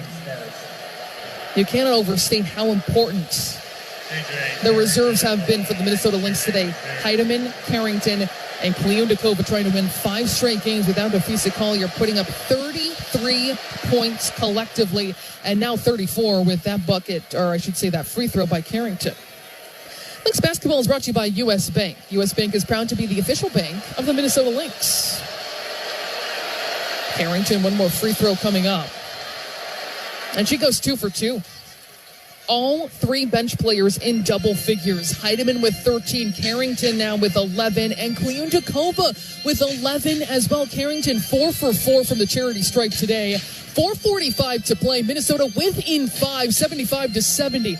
Johannes in rhythm for 3. That's off target. Fibish flying in. She is fouled. She was trying to put that back up and in without even coming down with the basketball. She was not boxed out. And she'll have 2 free throws coming up. Join us at our house on Sunday, August 24th for a can't-miss Commissioner's Cup rematch as the Lynx host the Indiana Fever. The first 5,000 fans score a corduroy bucket hat presented by State Farm. Get your tickets now at lynxbasketball.com/tickets. Fibish good on the first. It's back to a 2-possession game, 76-70. And Fibish, her second free throw also good. Fibish this season from the free throw line, 88%. She's guarding Courtney Williams with the basketball now from the left wing. Waits for a screen from Kliundakova. Right side of the floor. Carlton will drive. Carrington tight roping along the baseline. Puts it up, and that's no good. Minnesota trailing by 7 back on defense. Carrington takes a hard screen from Miesemann. Pushed down by Miesemann. It's going to be an offensive foul. Carrington was trying to guard the ball handler, Miesemann. Kind of laid a block on her. It's going to be Minnesota basketball after that whistle to the chagrin of this crowd, as you can hear. 77-70 is the Liberty lead, 4:15 to play. Williams gets it over half court, being guarded by Phoebish. High screen comes from Kliunikova. Williams wants it and drains it from two. It is her bread and butter, and she made sure the crowd knew it. Minnesota within 5, 77-72 as Williams starts to feel it. She's got 17 points for the Minnesota Lynx. We're going to step aside here. We'll have the rest of this one coming up right here on the Minnesota Lynx Radio Network. The free iHeartRadio app is #1 for music, radio, and podcasts, all in one. Discover a new podcast from our library of over 350,000 titles. Here's an iHeartRadio podcast preview.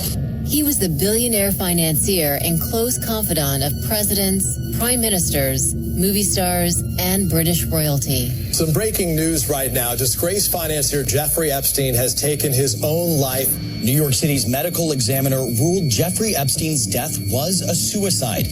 Was it suicide or was it murder? Epstein, Devil in the Darkness, will uncover the truth about Epstein's sordid life and mysterious death. Over the course of 12 shocking episodes, members of Epstein's inner circle spill their secrets in world-exclusive interviews for the very first time. Listen as Epstein's personal chauffeur reveals what happened behind the doors of his mansions. And in another world-exclusive interview, Epstein's fellow inmate recounts a play-by-play of his final days and what really happened. I heard his head hit the floor with a thud. Combining the very best investigative reporting with explosive new interviews and expert insights, Epstein, Devil in the Darkness, will send shockwaves through the highest levels of the establishment and expose all of Epstein's cohorts, the men who thought they'd get away with it. Listen and follow this podcast for free on the iHeartRadio app. #1 for music, radio, and podcasts, all in one. Courtney is really good about sensing when it's an and she was obviously able to create and find different ways to score, not just her own offense, but now it gives you fits. You bring in two to her, maybe you didn't mean to bring two to her, and boom, as soon as that step you take that's wrong, she's getting a post player for a layup. So, congratulations to Courtney on a heck of a game. We needed every bit of what she did. Cheryl Reeve talking about Courtney Williams, and we know that no one can match the moxie, the confidence of Courtney Williams. It doesn't matter how the rest of the game has gone. When it comes down to it, when it is crunch time, she is someone you want with the ball in her hand. She's up to 17 points. She had 3 turnovers in that first half, has not had one since. The Minnesota Lynx within 5, 77-72, trying to win a game in which they have trailed since it was 3-2. That was their last lead, 3-2 in the opening moments of this game. For Minnesota, they're trying to win their 7th straight game, trying to win their 5th straight without Nafisa Collier, without nursing that ankle injury, and also trying to win their 9th game this season in which they have trailed by double digits. They trailed by 15 points in the third quarter. Deep post up for Miesemann. She's going to score easily inside over Dejanay Carrington. Not much she could do there. It was a deep post up, and the best you could do was not allow a 3-point play. Back up to a 7-point lead, 79-72. 3:43 to go as Minnesota putting up a fight at Barclays, trying to take 4 straight games against the New York Liberty. 3rd meeting between these two teams the last 10 days. Carlton in a tough spot, picks up her dribble, and it's taken away by Ionescu. It's going to be an offensive foul, and Ionescu is charged up. She was hollering and yelling after she was able to make that defensive stop. You can tell how much this means to her, trying to make sure they don't get swept. She was pumping her fist, coming away with the basketball. 3:28 to go. And Carlton was just stuck along the sideline. There was really no bailout option that she could find. And Carlton is 3rd in the WNBA in assist to turnover ratio. You don't often see her in those kind of situations. A tough one there. Post up against Phoebish over Heidemann is no good. 79-72. That's been a matchup that New York has been trying to exploit when Heidemann and Williams are on the floor at the same time, and they come up empty there. Williams has it now, uses a high screen from Smith, stops her dribble. Here's Heidemann wide open for three. Not that time, left short. And Cloud will come in soaring for that rebound. 79-72, 2:50 to play. Can Minnesota pull something off here at Barclays? They have not led since it was 3-2. Phoebish battling inside and Heidemann battling as well.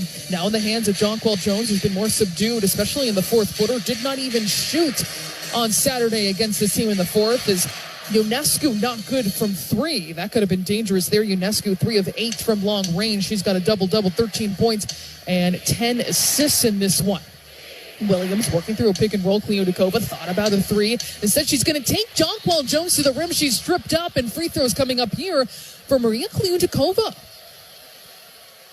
We have seen her really blossom over this last stretch of games with her confidence. And Minnesota brought her over knowing that she is a professional, where she has played at the highest levels overseas. She hadn't played in the WNBA since 2019, but this is someone who's 27 years old in the prime of their career. And she has plugged a very important hole for the Minnesota Lynx. She's going to miss that first free throw, though. The Lynx trail by 7, 79-72. And time running short, 2:15 on the clock for Minnesota to try and pull off yet another double-digit comeback. Kliutikova misses both, tracks down her own rebound. Heidemann wide open for three. She's got it. Three-point basket, Natasha Heidemann. That turned into a three-point possession for the Minnesota Lynx because of the confidence of this bench unit. Heidemann up to 16 points for Minnesota. Her second triple today is Cloud works her way inside, and she is fouled in traffic. That was incredible effort by Kliutikova on that last play where she missed that second free throw, and she was not going to be denied trying to pick up that offensive rebound. It goes into the hands of Heidemann, and Heidemann is also someone who does not shy away from the big moments. 6 of 10 shooting today, wants the ball in her hands late. Williams with 16 points, 17. Heidemann with 16 as Cloud to the free throw line misses the first of 2. There's nothing like Minnesota Lynx basketball. Big games, big energy, and a team built to make noise. Get your single game tickets now at lynxbasketball.com/tickets. Don't just hear about it, be there. Cloud goes 0 for 2. Snaring the rebound is Smith. And Minnesota is going to use a reset timeout. Minnesota is within 4. Again, they have not led since it was 3-2. Trying to win their 5th straight game without Napheesa Collier. And trying to pick up their 9th victory this season, which they have trailed by double figures. Coach Reeves said the last game Saturday was a testament to this team's mettle. It's being put to the test again. 1:53 to go. 79-75. Minnesota trails. Heidemann is free along the baseline. McBride has to track it down on the pass along the baseline as well on the opposite side. Smith with the basketball now, handing it off to Williams. She turns, shoots, misses, flies for her own offensive rebound, but just outside of her reach. Approaching 1:30 on the clock. Minnesota trails by just 4. Ionescu maybe trying to milk as much time as possible. Now 1:30 on the clock. Ionescu uses a high screen from Jones. Ionescu tight roping along the baseline, finds Cloud outside. Now 4 seconds to shoot. Niesemann throws it into the paint. Jones extra pass. Here's Ionescu missing everything for 3, and Minnesota is going to come up with the basketball. They're going to say it's a shot clock violation. So a big miscue there by the New York Liberty. There is using clock. You can say that was a positive for them, but they turn it over, and Minnesota takes back over possession. On the floor for the Lynx is Smith, McBride, Williams, Heidemann, and Kliutikova. Minnesota with 38 points from its bench today. Things have not gone their way, but they are trying to find some way to win this one on the road and win 4 straight against the Liberty. Williams one-on-one against Phoebish is going to pull up over Phoebish. No good that time from the elbow.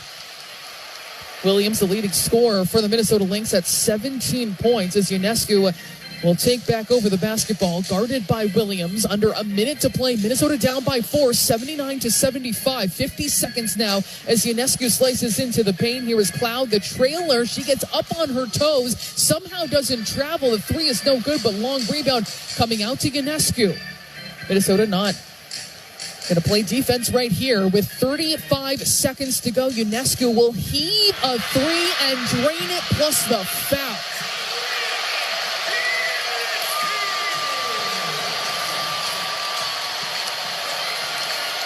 And Ionescu was letting the crowd hear it. Just letting that energy take over. She's got 16 points, 4 of 10 shooting from 3. And it looks like they're going to have a look at this last play, perhaps to make well, there's no doubt it was a 3. It was from Long Island where she shot that ball. But it looks like Kliunikova, who came in with the closeout, is going to pick up her 4th personal foul. And it is going to be under review for a reckless closeout. And that's a tough situation because that's going to elevate from just one free throw here in a 4-point play to possession as well. Minnesota trails 82-75, 33.8 seconds left. Minnesota has been trying to work its way out of the mud this entire game. They have not led since it was 3-2. They have been working from behind this entire time. Leading scorers in this game, Courtney Williams, 17 points. Heidemann with 16. Carrington and Kliunikova with 11 points apiece. The bench with 38 points for the Lynx, but they have frankly not quite looked like themselves today. Just 10 assists on 29 buckets. This is a team that by far leads the league in assists per game and assists percentage. That percentage, usually 75% of their shots are assisted on. 6 of 22 from three-point range, just 27%, but still have a shot in this game. And you look at the Liberty. They've got all 5 of their starters in double figures. It was Jonquel Jones who started things out. She's got 22 points in this game, referring to Jones, and it looks like that is going to be a reckless closeout. So that elevates this foul here. 33.8 seconds left. The Liberty leading 82-75. So Ionescu is going to step to the free throw line here where she is nearly automatic, 93% this season. Leads the WNBA in free throw percentage.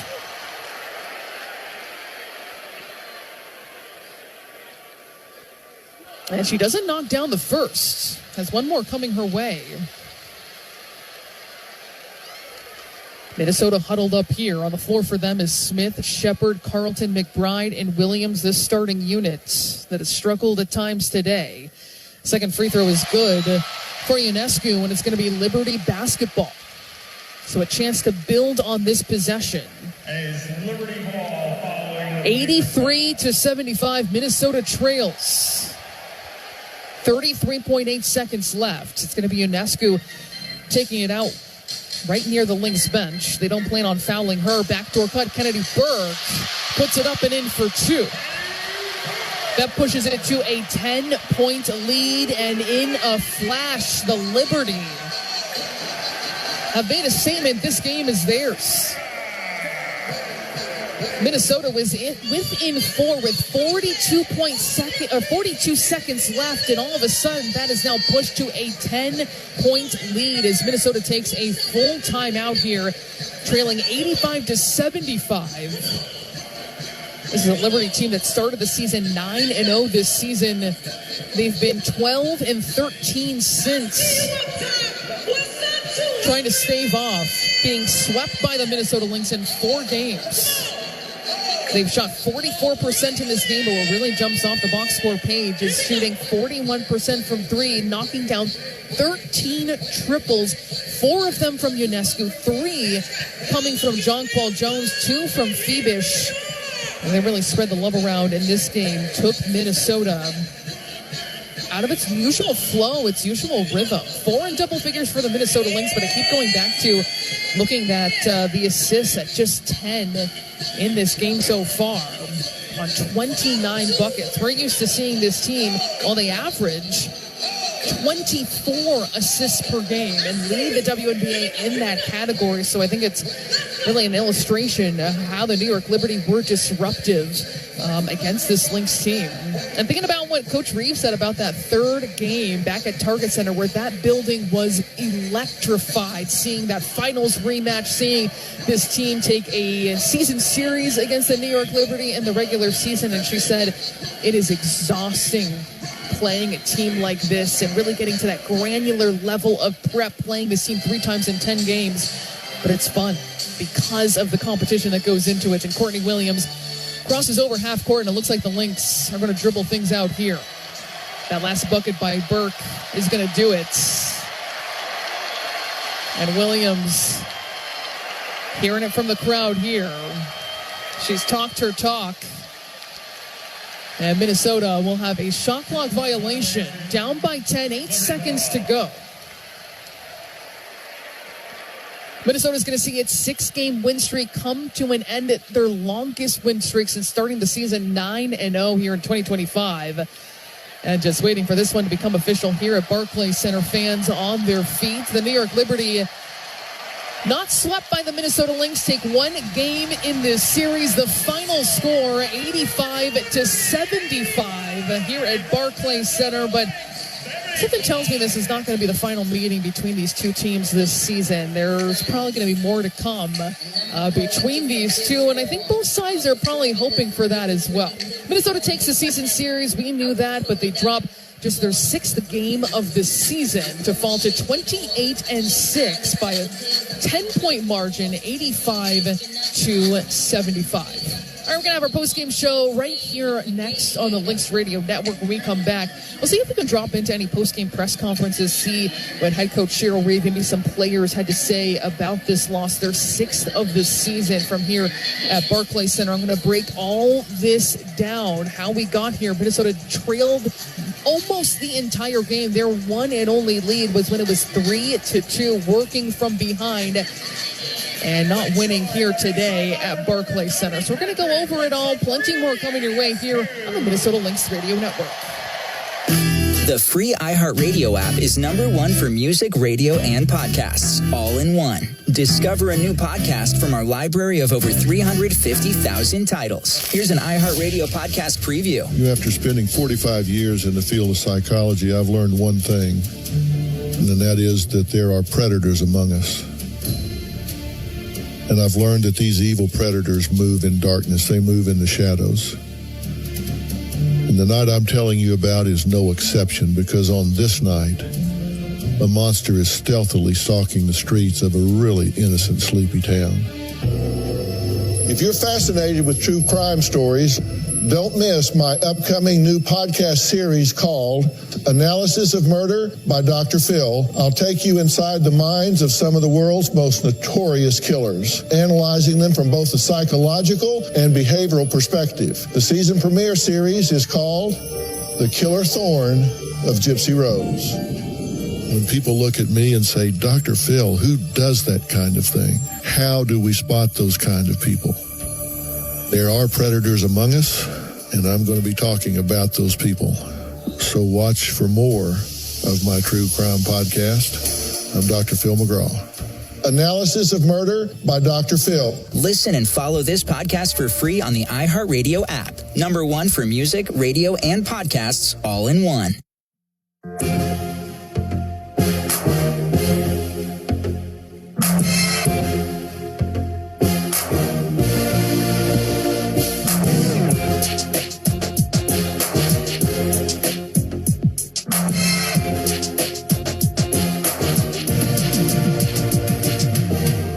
Trailed by 7, 79-72. And time running short, 2:15 on the clock for Minnesota to try and pull off yet another double-digit comeback. Leondakova misses both, tracks down her own rebound. Heidemann wide open for 3. She's got it. That turned into a 3-point possession for the Minnesota Lynx because of the confidence of this bench unit. Heidemann up to 16 points for Minnesota. Her second triple today is Cloud. That was tonight's Mayo Clinic moment of excellence. At Mayo Clinic, we're doing what's never been done. There were, a lot of exciting moments down the stretch where it felt like, is this finally the breakthrough moment for this Minnesota Lynx team that has just been trying to work through the mud to get back into this game? Their one and only lead was when it was 3-2. They had been battling from behind the entire game, but they came close. They came within 4 down the stretch, but the New York Liberty able to come out on top and avoid a regular season sweep against the Minnesota Lynx, 85-75. We're going to step aside for one moment and allow our stations to identify themselves. This is the Minnesota Timberwolves channel on iHeartRadio.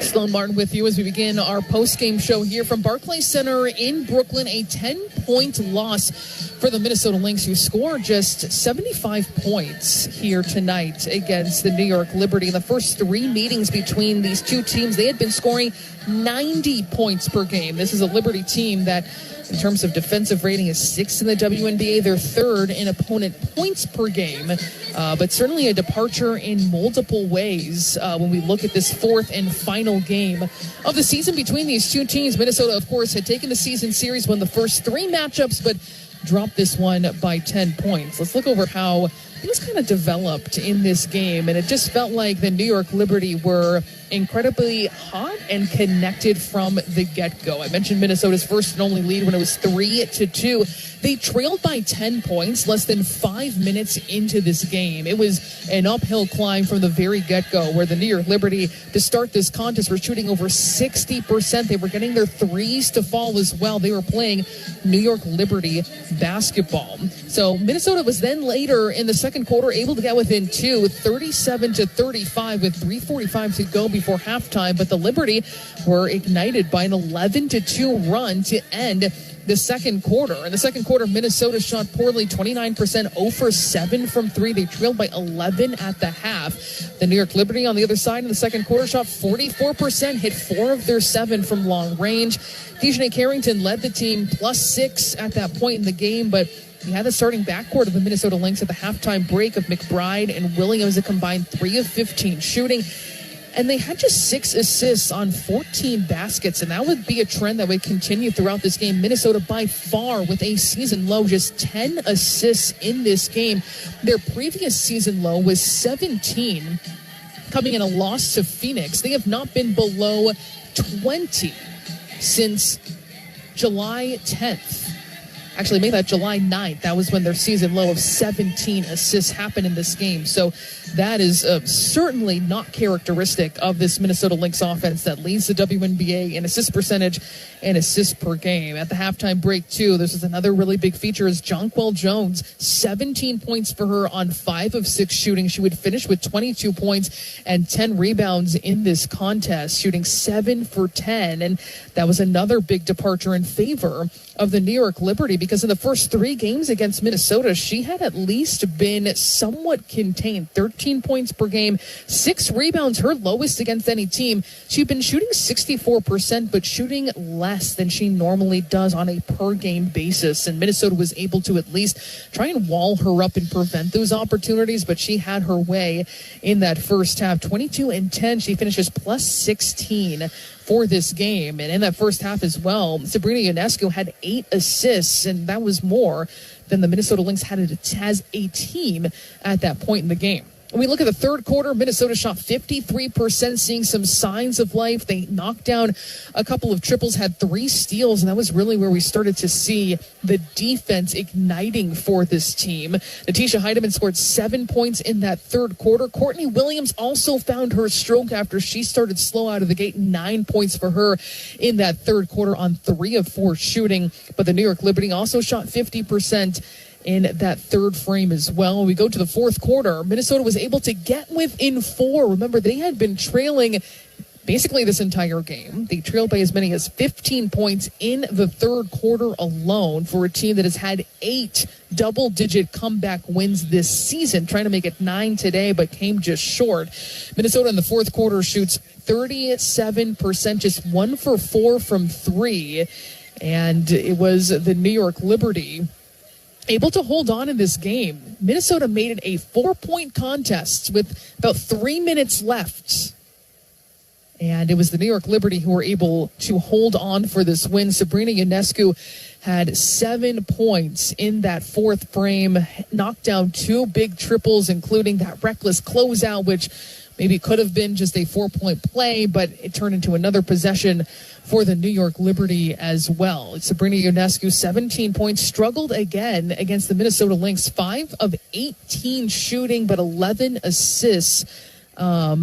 As she has not really shot the ball great as of late. Her last 6 games, 13 points per game. She puts up 17 today, 33% shooting, 26% from three-point range. She shoots 40% from beyond the arc today against the Minnesota Lynx as they put 5 players in double figures. Looking at the Minnesota Lynx, 38 points from the bench. It would not be even as close as it was without the contributions of Natisha Heidemann, Dejanay Carrington, and Maria Kliundikova, playing without Napheesa Collier for the 5th straight game as she recovers from her ankle injury. But Heidemann was second on the team in points in this one, 16 on 60% shooting. And Natisha Heidemann, you heard from her in my interview with her at halftime, where she has just been on a tear right now. The last 7 games shooting 61% from the floor. That includes 63% from deep, 10 of 6 coming into this one, nearly 10 points per game over that stretch. It had just been 5 points per game in the 5 games prior. So she is playing some of her best basketball right now, and she really brought it today when Minnesota was looking for something, looking for anything, something that has defined the Minnesota Lynx in the absence of Napheesa Collier. And head coach Cheryl Reeve put it to media before the game and said, we are constructed, our roster is constructed in a way where we can withstand not having our best player. We've been able to see contributions from multiple different players, whether it's Courtney Williams, Jessica Shepard, Alana Smith, Kayla McBride hitting a dagger on Saturday to seal this victory for the Minnesota Lynx to take this season series against the New York Liberty. But that didn't quite materialize in this game. A credit to the bench unit. Again, 38 points from that group. Carrington with 11, Kliundikova with 11. Kliundikova also with 5 rebounds in this game. Carrington with a steal as well. But they didn't quite have that moment for any one player to really try and take over. Courtney Williams showed some sparks, especially in the third and fourth quarter, gets herself up to 17 points, but just not enough to overcome a really motivated New York Liberty team, because there was a lot of talk back and forth between these two teams. Head coach Sandy Brondella said, hey, yes, they may downplay it on that side, talking about the Minnesota Lynx, but this absolutely is a rivalry.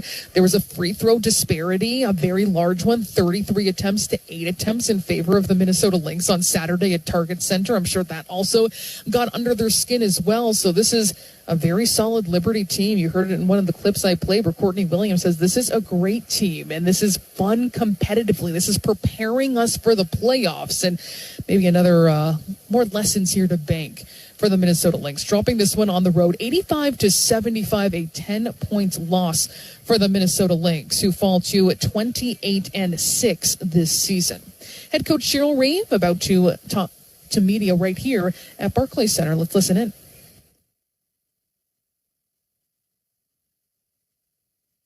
Starts out in person. Anybody want to go in person? Well, I guess the way the odds are, eventually they were probably going to win one in this whole compacted series. Which isn't the way you look at it as a coach, I know. Right.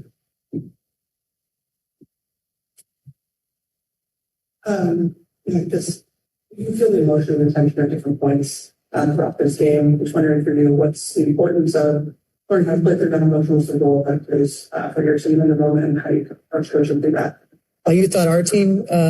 You said our team, or the? Just sure the emotion and tension was high overall. I don't think it was specific. Yeah. And I'm sorry. What are you asking? The importance of.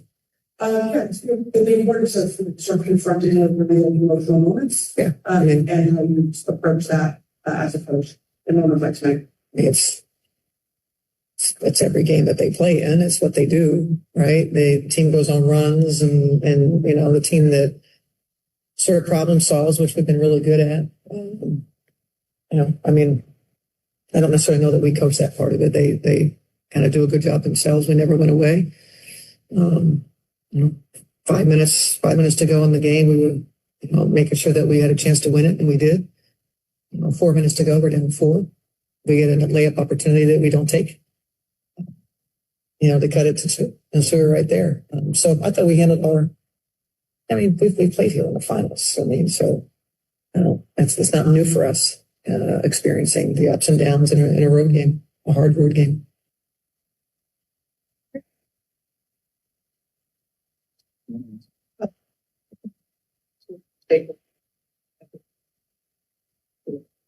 Yeah, it's a response, Mel alluded to. If you beat a team a couple times, you're playing on their floor, whatever.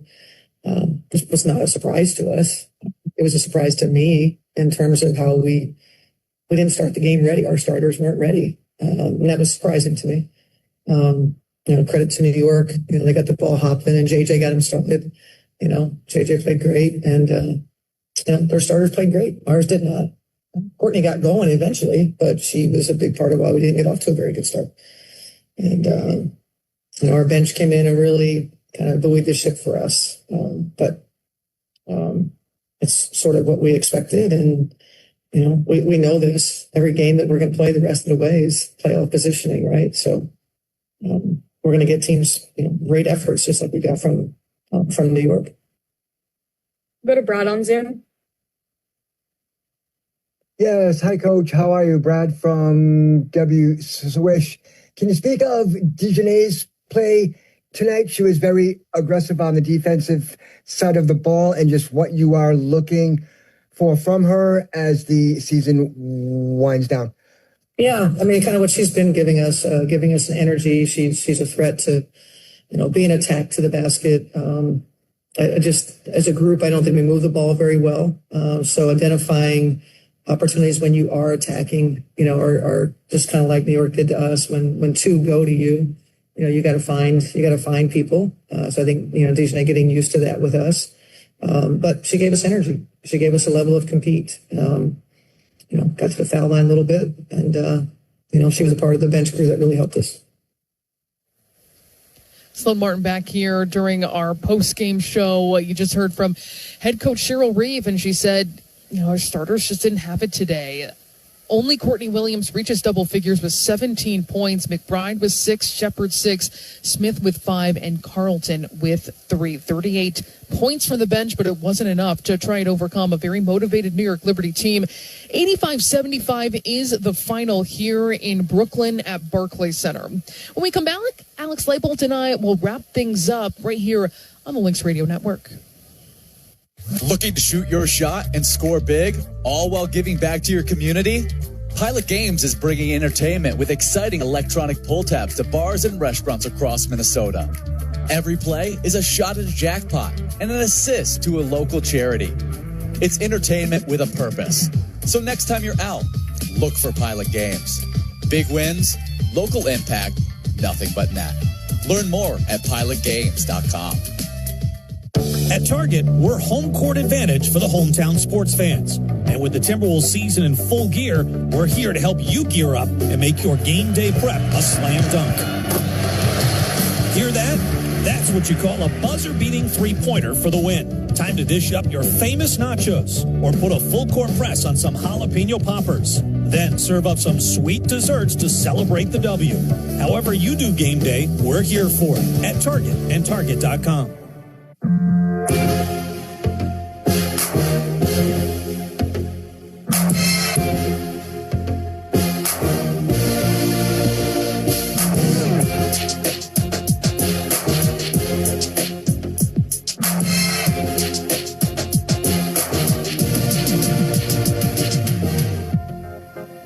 Back here at Barclays Center, Sloan Martin wrapping things up. 85-75, the Minnesota Lynx on the losing end against the New York Liberty, who take 1 out of 4 games in this season series. Minnesota drops to 28-6 and 11-5 on the road. I'm going to bring in my partner, at the WNBA Tonight studios at Target Center in downtown Minneapolis, Alex Leibold. And Alex, your overall thoughts about this one? You heard it from Coach Reeve, where our starters just did not have it. The starters for the Liberty, all in double figures, they played well. Ours did not, is the way that she put it. And maybe a big difference in this game when you look at it overall.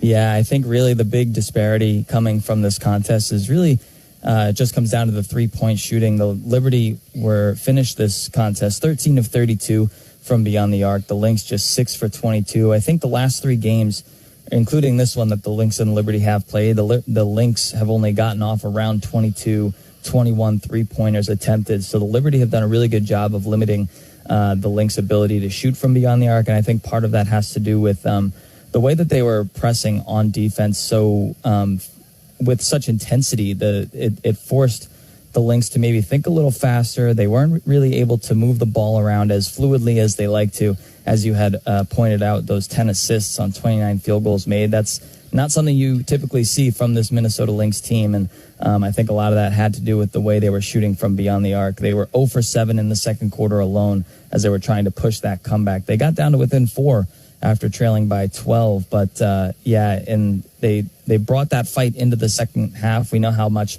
this Lynx team prides themselves on gutting out and getting out gritty, gutsy wins. Today, they just did not have enough in it from their starting five, as Cheryl Reeve said.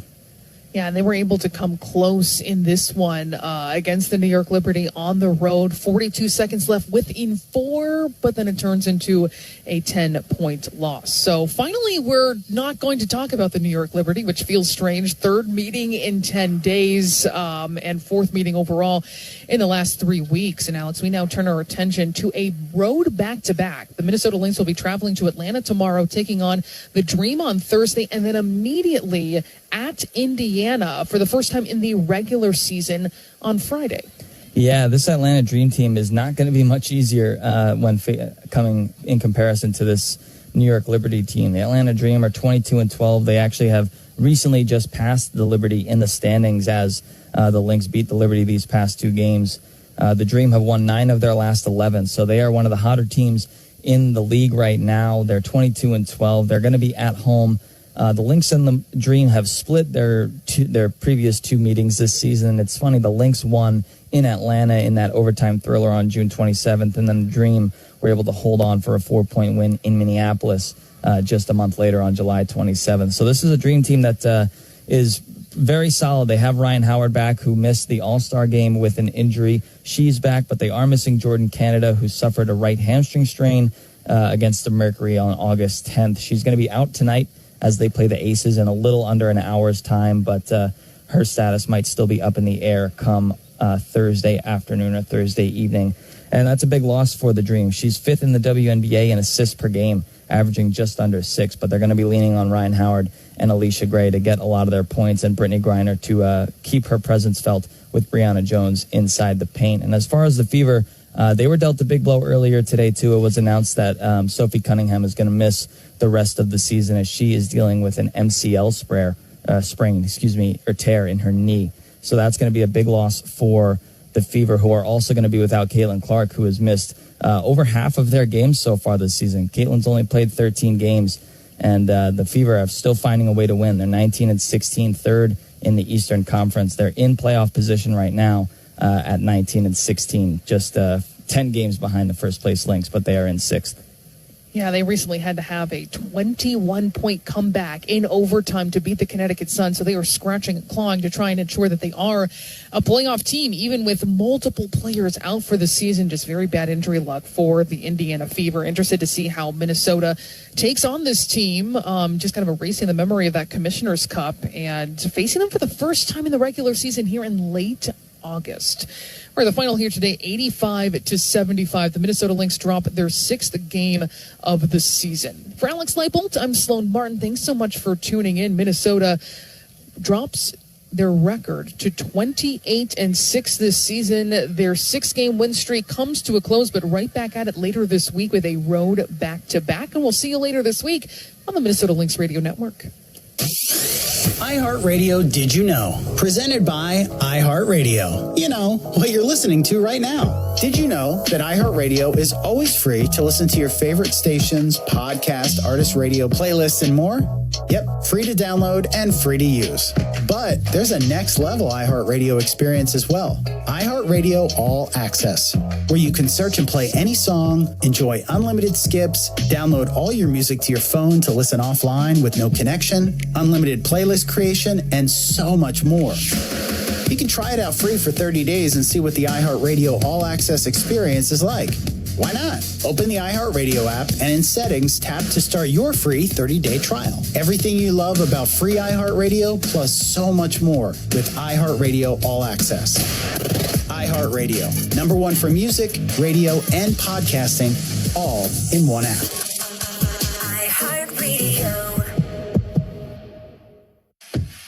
You've been listening to Lynx Basketball, brought to you by U.S. Bank, an official partner of the Minnesota Lynx, equal housing lender, member FDIC, and by Mayo Clinic. You know where to go. This has been a presentation of the Lynx Radio Network. Just different. The touch is different. The read of the greens is different. The approach is different. They hit the ball not just the right distance, but to the very right area of the fairway, so they have the right approach. And then when they get it on the green, it's not just get on the green. Like you and me, we just, hey, if I get on the green, it's great. They want to be below the hole. There's a specific reason they hit the ball a specific way with a specific spin. That's the difference in Anthony Richardson and NFL quarterbacks. It's not that he can't throw. It's not that he can't move. He can really move. To get the rest of what Doug said, podcast it by searching The Doug Gottlieb Show. And as always, you can hear The Doug Gottlieb Show weekdays at 3 Eastern, noon Pacific, right here on Fox Sports Radio. Listen up, people. Doug Gottlieb. Dude, he's talking. Here's the important thing. That, my friends, is known as damage control. Coach Gottlieb, he's coaching.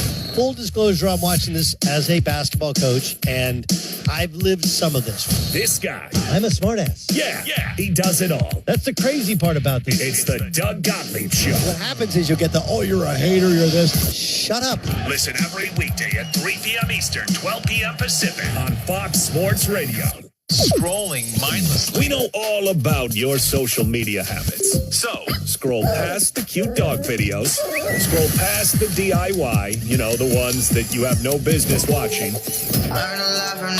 And the thirst traps. Wait a minute. Fine, you can look at those. But start putting that algorithm to use. Now it's social media. Follow us at Fox Sports Radio. The big story of the day. Interact with us at Fox Sports Radio. I want people to pull up a chair. Find out at Fox Sports Radio. To find FS1 on your television, go to foxsports.com for details. Go! Check them out. FS1. Check them out. FS1.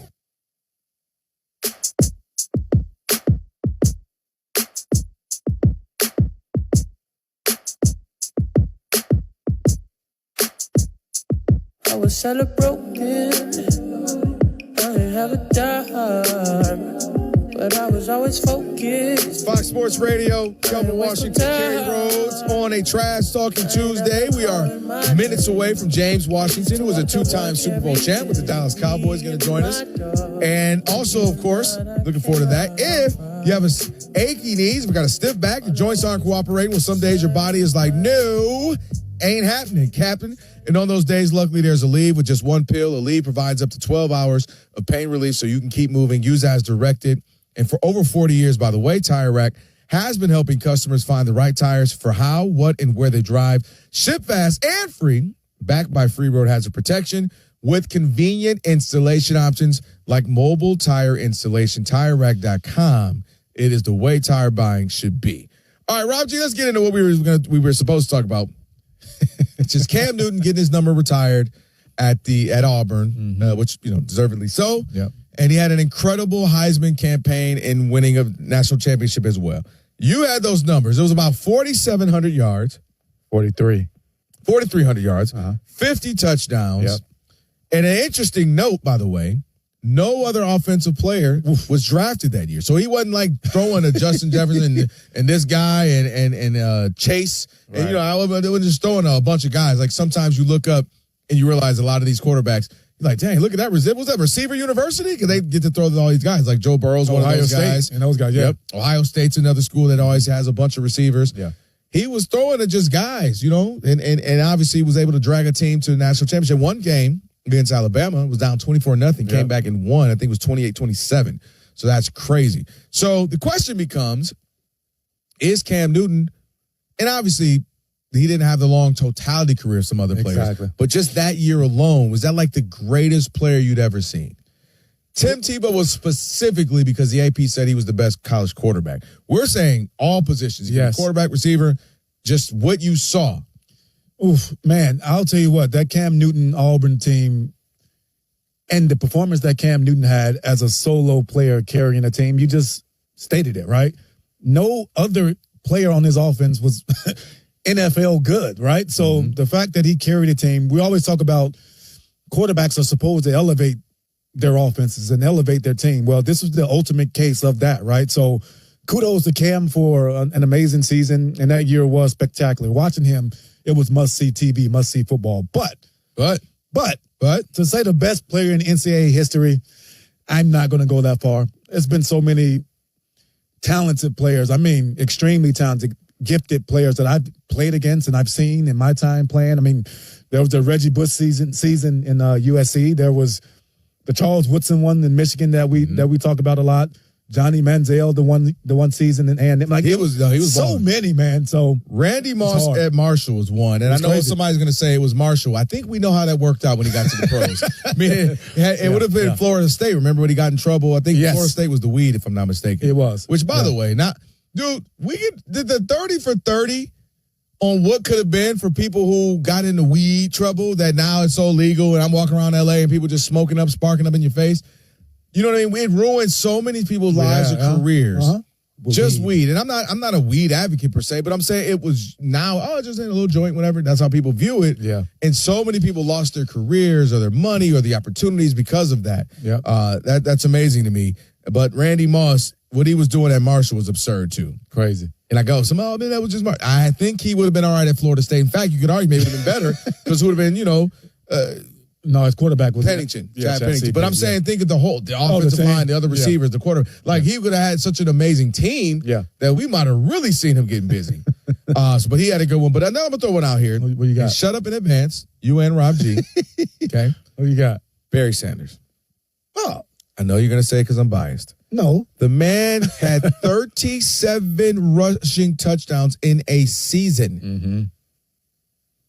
I'm surprised he didn't score more. 37 touchdowns in one season is crazy. It is crazy. Coupled with 2 more touchdowns. In the punt return and kick return. Really? And they didn't even keep stats for bowl games then. Mm-hmm. The man had another, what was it, Rob, 230 and another 3 touchdowns? Or 5 touchdowns. That is insane. And not to mention aesthetically pleasing. For those of you who don't know, please go watch what Barry Sanders was doing. I mean, you're at work right now, you listen to the pod, or you're listening to us live, or kids are playing around, and the wife is on the phone, you got some time. Please go look at what Barry Sanders was doing at Oklahoma State. Go look at the highlights. He averaged almost 8 yards a carry. Mm-hmm. Dude, I'm surprised it wasn't more. Just how dynamic he was on the pro level. The fact that some of those college kids were making tackles on him, I'm actually... Well, they weren't. He just ran out of real estate. He just ran out of real estate. That's what I mean, yeah. Dude, crazy. Go back and look at Barry Sanders' college. That might be one of the more understated careers of any sport, college career. Why do you think that's the case? Because they didn't win big? Well, no, I would argue the pro. Because you could argue he's the best running back ever. So, Walter Payton, Jim Brown, kind of those threes, right. If you want to throw Emmett. But, because he was that prolific, typically, Heisman Trophy winners don't often pan out in the NFL. Mm-hmm. So I think him actually panning out and being better, probably been better than and being maybe even better. That I think that's why it was like we think of Barry, you're only thinking of the NFL. Barry in college was bananas, but again, he was doing most people you don't get to do like Reggie Bush. We all agree one of the most aesthetically just wow, it was amazing to watch. Yeah. He had highlights in the NFL, a handful of them for sure, but he wasn't that. He did not pan out that way. I'm gonna throw something to you real quick. Okay. Though. Do you think it would have been different, and we'd be talking about that season, Barry Sanders' season in particular, if it was the social media era? Like with all the clips and all the visuals that we would have. You're right. Things were kind of regional or national. If you had to catch a quick little highlight of it, and they just might even show a ticker, 283 touchdown. You go, oh, wow, okay, move on. Exactly. If we saw, because again, it wasn't just the numbers, it was how he was doing it. You'd be like, what is this? And all the shares it would have got on social media would have been sharing it to you. Yo, this is crazy. That's what I'm saying. It's a good point. Because it's made some people more famous than they should be. Yes. You're like, all right, settle down. I get it. Exactly. And and it also on the flip side can hurt, it's hurt some people because they maybe aren't as social media highlight worthy. Right. Like Jokic. Maybe the average person doesn't understand how good Jokic is because it's not necessarily a great highlight. Exactly. Him jumping off the wrong foot, slingshot over his head. But you're like, yo, I'm telling you, you got to watch the game. Right. To know how good he is. Yeah. All right, James Washington. We can ask him this question, too. Ask him. Obviously, he plays some college ball, two-time Super Bowl champ with the Dallas Cowboys, getting ready to join us in a moment. Looking forward to chat with him right now. Steven Sager. Steven, you can jump in on this. You're usually good on this I will stuff. add with the Barry Sanders career is he wasn't a full-time running back until the last year because they had Thurman Thomas. Great point. That's who I meant. I was saying. We were talking off Thank you, Steve. Yeah. But then, even his senior year, it wound up being an overwhelming season. But people were talking about, well, it's probably going to be Troy Aikman or Rodney Peete for the Heisman. Can't wait. And they were both ranked in the top 10, SC and UCLA that year. Can't wait till they face each other at the end. Well, Barry Sanders wound up winning the Heisman, as I recall. And that was in 11 games, the numbers I gave you, too. 39 total touchdowns in 11 games. Utterly ridiculous. Crazy. Yeah, it's not 2,000 yards rushing. I think by the end it was like 2,800 or something like that. Almost 2,800. Yeah, it's ridiculous. Yeah, and can we just say, I'm glad you brought this up, the silliness of the college football stats, not counting the bowl games stats for some people in history. It's strange. What really are you people doing? I don't get that either. Absolutely don't get that. Well, speaking of stats, we got a couple to pass along in the home run department tonight because the Dodgers are leading 7-0 at Colorado. It's only bottom of the third inning. Shohei Ohtani has hit his 44th home run of the year. At Philadelphia, Kyle Schwarber hit his 44th home run of the year. Phillies beat Seattle 6-4. The Mets were 8-1 winners at Washington. The win to David Peterson, who had 10 strikeouts in 8 innings. The Mets still 5.5 games back of the first-place Phillies in the NL East. As expected, a great pitchers duel at Detroit tonight. The Tigers and Astros are scoreless in the bottom of the 8th inning. Tarek Skubal went 7 scoreless with 10 strikeouts for Detroit. Hunter Brown, who's 10-5 for Houston, went 6 scoreless with 6 strikeouts. The Blue Jays lead 7-3 at Pittsburgh in the bottom of the 9th. Starter Max Scherzer went 6 innings with just 1 run allowed. Toronto first baseman Vladimir Guerrero Jr. is out with hamstring inflammation. The Orioles lead at Boston 2-1 in the bottom of the 8th. The Yankees at Rays game is finally getting underway after a rain delay. The Cubs won the first of a doubleheader against Milwaukee 6-4 today, and the Cubs are beating them again tonight 2-1 over Milwaukee in the bottom of the 5th inning. To basketball, the Pacers gave Coach Rick Carlisle a contract extension. Guard John Wall retired. In the WNBA, wins for New York and Connecticut, which was 6-27 this season, but wound up winning at Washington 80-69. There is college football on Fox TV this Saturday. Fresno State at Kansas. They've redone the stadium and reopening it at Kansas. Notre Dame's starting quarterback is redshirt freshman C.J. Carr. The Colts named Daniel Jones their starting QB for the season. Back to you. Steve, thank you so much. It is The Odd Couple. Steve, have a great night. Kerry Rhodes is in for Rob. Kelvin Washington on a Trash Talking Tuesday. And we are joined now by James Washington, 2-time Super Bowl champion, Dallas Cowboys, also in the America's Team new documentary on Netflix. So get his thoughts on that in just a moment. James, what's up, man? How you doing? Oh, man, I'm feeling like a villain, man, just living my best life. Yeah, I love it, man. And I'm trying to remember, we ran into each other somewhere because, I do the news out here in L.A. Spectrum News. I know. Hey, you the dude that never calls me back. Oh! He big time me. Big time me. No, James. Call him out, James. Call him out, James. James, I gotta come see you. You still got the restaurant? I don't do the restaurant no more, man. I mean, you know how Donald Trump messed all my business up in California. Man. Yeah, well, listen, man. I just do, I'm the president of the Rose Bowl Institute here, handles all the community service that comes out of the Rose Bowl. You know what? We got to get you on the show, man, with Spectrum, man. You do all the great stuff you're doing in the community. Let's do that. Off. I'm going to get your number again off from Rob G here off the mic. We'll make that happen for sure. We had a good time chopping it up. Let's talk about this. You played with the Cowboys. Obviously, you know all the fanfare that comes with it and everything. What's it like playing under Jerry Jones and then obviously being an alum and just being part of that franchise, watching how he's conducted himself 30-some years later where can't get to the NFC Championship game, now can't sign guys, now won't sign Michael. What do you make of this, of all that the madness? As they will say, Jerry will be Jerry, and if nothing else, Jerry knows how to it up. Yeah, well, you're right about that. But again, if you're a Cowboys fan, you got to be thinking for all the popularity, for all the money the franchise worth, for all the star players we haven't won a title since '95. You know what?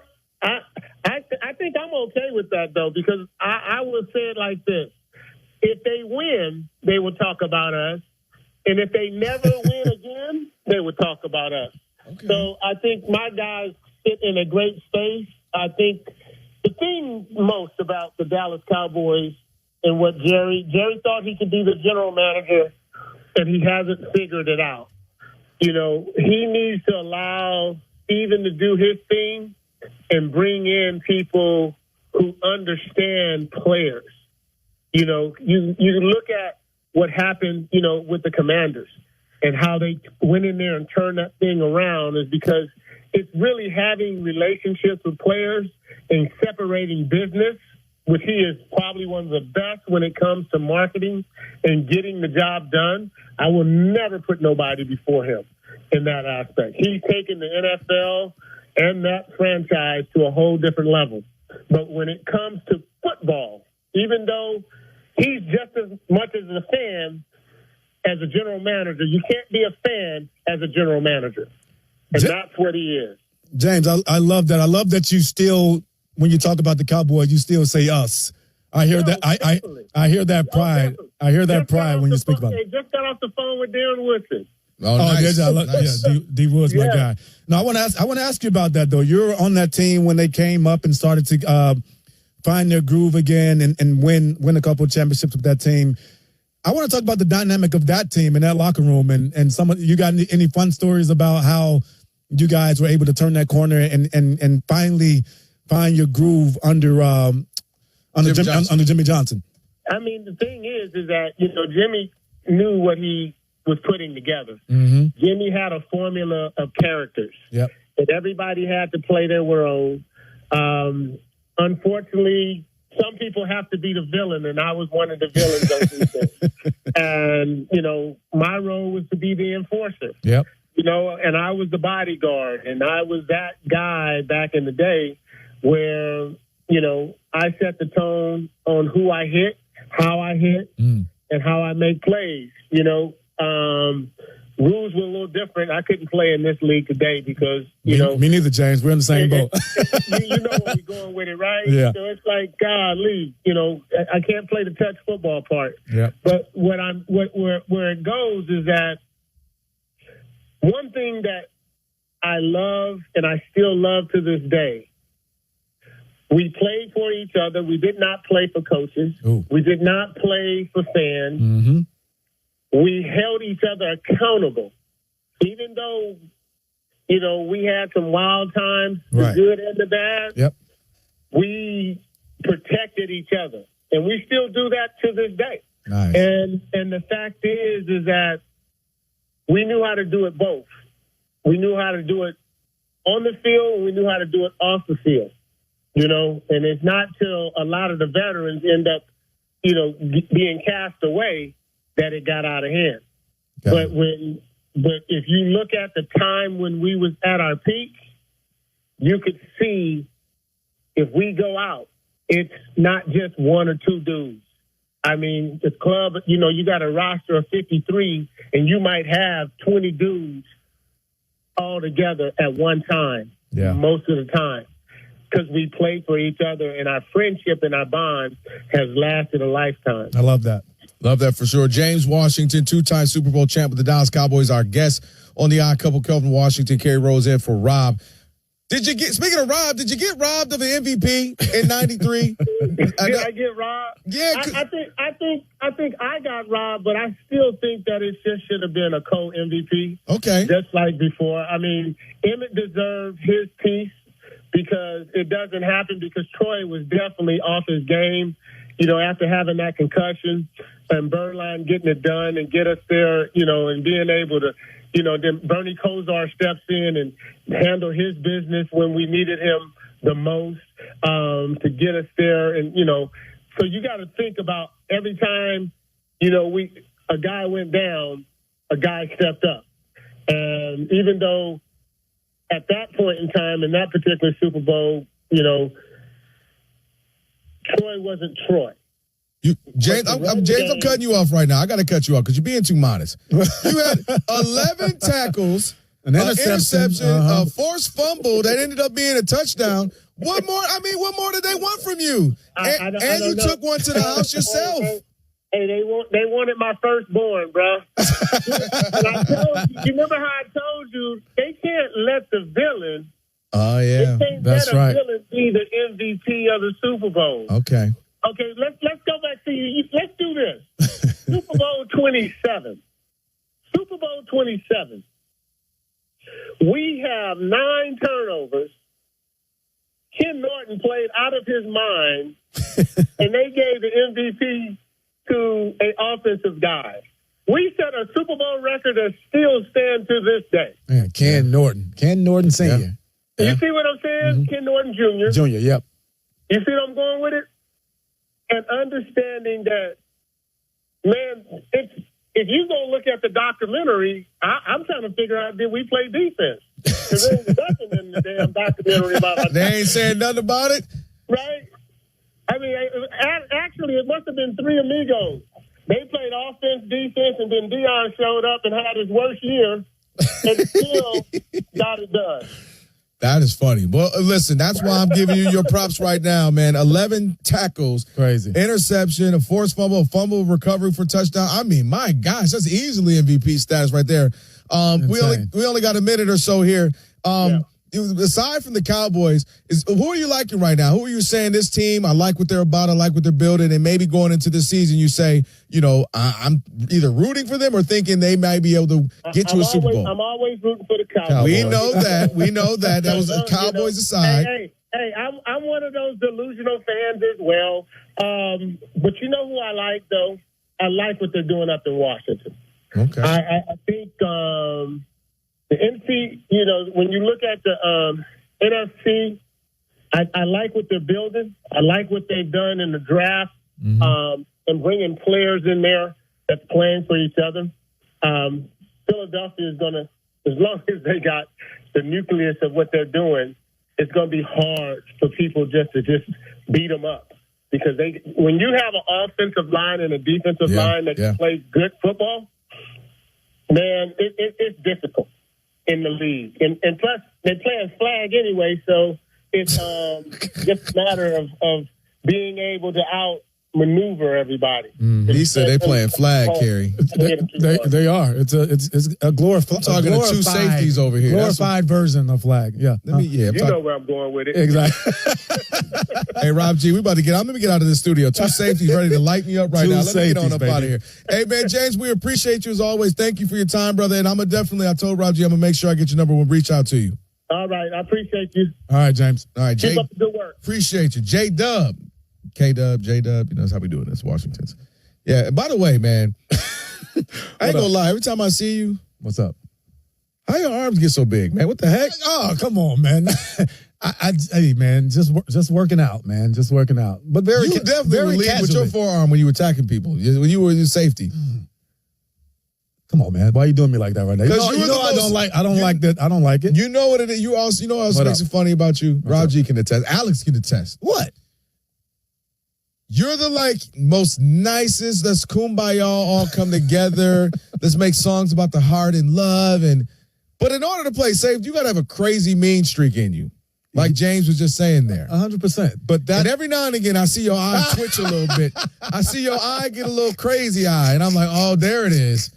Don't let this, we love each other. I love your heart and your mind. Every now and again, I see the crazy come out. Hey, I am still capable of letting that out. Okay. For sure. You got to have it. You cannot abandon that. That's that manhood. That's that vibe. That's that I'm still in charge when I need to be. Okay. And I can do that. But no, I mean, overall, man, it's about balance and love, man. You know that. Yeah, I knew that. Every now and then. That's why I like pushing the button every now and again. I see how tweak. Poke it. Every now and again. Kelvin. Every now and again, Rob G. But then again, I look, oh, let me back up. He look like he could start for the Rams right now. Going down there, the Chargers or somebody. I mean, Stafford's there. He's 40. Yeah, he is. I could, maybe. Yeah, maybe. What was it? Weddle came off the bench. Who was that? Came off the bench and won a championship. It was Weddle. Was it Weddle? Yeah. I could, How many plays? Answer on the other side. How many plays? If I said I'm giving you 2 to 3 months to get into whatever football shape is, how many plays? Tell me that on the other side. Plus, we'll do last call 877-99 on Fox. 877-99 on Fox. We want to get into last call. Hit us up. Chargers call you, man. They say, look, man, we just need X amount. How many plays can you give them? It's the Jacob of Fox Sports Radio. We talk, and you love to listen. Awesome. Love hearing you guys. Full of laughs, man. Love it. Now you can look. Look at that. Look at him. Yo, what's up? I'm Kelvin. Look at them. Tom Brady is the man. Don't turn away. Take a closer look. Fox Sports Radio. YouTube. Look. Attention, business owners. This is Jason Evans. I spent the last 3.5 decades helping companies create serious business breakthroughs, and I want to help you like never before. I built a serious training program called 3 Ways to Double Sales in 12 Months. We're going to give this to any business owner that calls us at 800-500-8320. Just call with your email address, and we'll email you this phenomenal video training program at our expense, not yours. It's an incredible gift. See if you agree. 3 Ways to Double Sales in 12 months. Took Jason's training less than a year ago. This year alone, Jason has made my training explode as far as my sales growth by over 250%. I'm expecting on doing close to $5 to $6 million gross this year just off of his training. Again, call with your email address and we'll give you a program that others have paid dearly to receive. 800-500-8320. 800-500-8320. That's 800-500-8320. Paid for by PowerCell. iHeartRadio presents Stuff You Should Know. What's the Doomsday Clock, Josh? So the Doomsday Clock is a metaphorical clock that is overseen by the Bulletin of Atomic Scientists. It's a graphic representation of how close humanity is to self-inflicted disaster. They moved the second hand on the clock forward to 89 seconds to midnight, which means it's the closest that clock has ever been to midnight since they started. In 1947, when the U.S. and Russia were starting the Cold War, it was 7 minutes to midnight. We're now less than 2 minutes away from midnight. The furthest away it was from midnight was 1991, after the Soviet Union dissolved. It was all the way back from 17 minutes to midnight. I think it's a valuable thing because it just raises awareness every year with people. Just another thing to kind of say, hey, like we're not headed in the right direction as humanity goes. All these things that have been developing for a while have been accelerated because of the threat multiplier of misinformation and disinformation and conspiracy theories. For the entire Doomsday Clock episode and everything else in the Stuff You Should Know universe, open the free iHeart app, search Stuff, and listen now. I'm John Walzak, host of the new podcast, Missing in Arizona. And I'm Robert Fisher, one of the most wanted men in the world. We cloned his voice using AI. In 2001, police say I killed my family. 3 dead bodies, 2 were children. He slit the throat of all of them. First mom, then the kids. And rigged my house to explode. In a quiet suburb. This is the Beverly Hills of the valley. Some house just exploded and ignited on fire. Before escaping into the wilderness. Leading police on a massive manhunt in rugged terrain. There was sleet and hail and snow coming down. It was the biggest manhunt in Arizona history. They found my wife's SUV. Within 50 feet was a cave. You could be buried under rockfall, and you got a skeleton leaning up against the wall. And my dog Blue. All I could think of is going to sniper me out of some tree. But not me. Police believe he is alive and hiding somewhere. Can you disappear and change your name and work for cash? Yeah, you can. Fisher is still very much a priority with the FBI. He's on the 10 most wanted list. Listen Listen to Missing in Arizona. Listen on America's #1 podcast network, iHeart. Open your free iHeart app and listen now. Hey, friends. I'm Jessica Capshaw. And this is Camilla Luddington. And we have a new podcast. Call It What It Is. You may know us from Graceland Memorial, but did you know that we are actually besties in real life? When one of us sends out the distress signal, the other one always answers the call. Big or small, we're there. And what does that look like? 1,000 pep talks, 1,000,000 I've got yous, some very urgent I'm coming overs. Because, I don't know, let's face it, life can get even crazier than a season finale of Grey's Anatomy. And now here we are, opening up the friendship circle. Someone's cheating? We've got you on that. In-laws are in-lying? Let's get into it. Toxic friendship? Air it out. We're on your side to help you with your concerns. Talk about ours. And every once in a while, bring on an awesome guest to get their take on the things that you bring us. Listen to Call It What It Is on the iHeartRadio app.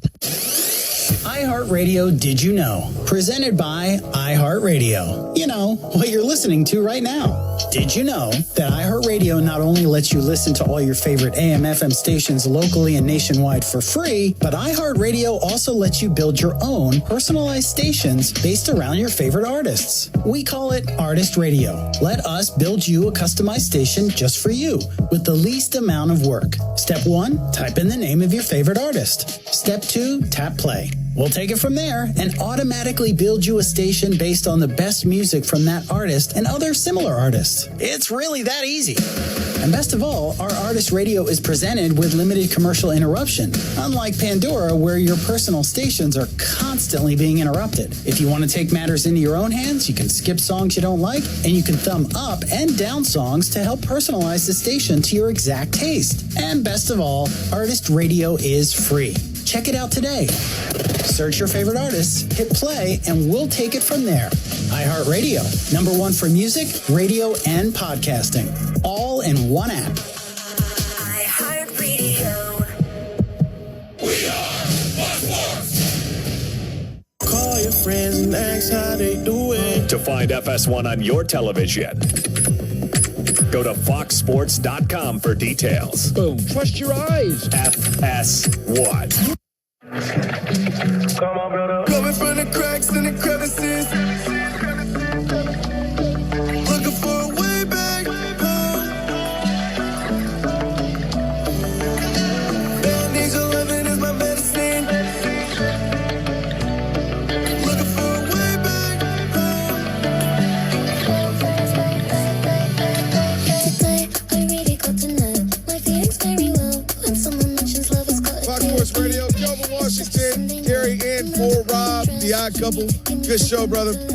Yes, sir. Do your summer plans include a new job? Want to work with an expert in your local job market to find the right role? Well, just call your local Express Employment Professionals.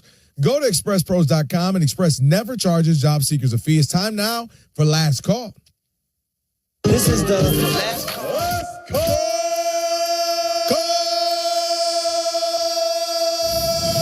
It's last call time on the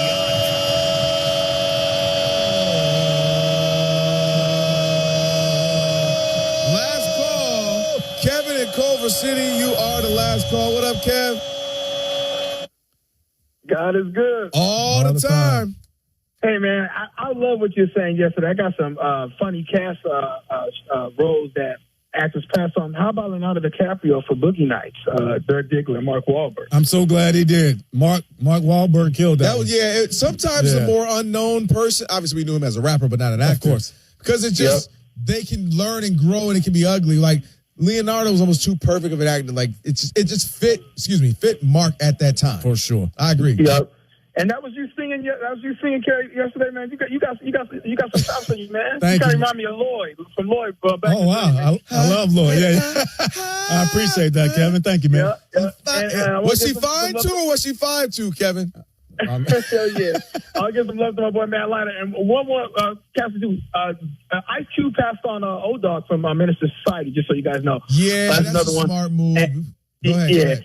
And Matt Liner, look, LA, we didn't have the Lakers weren't nearly as good as they are now.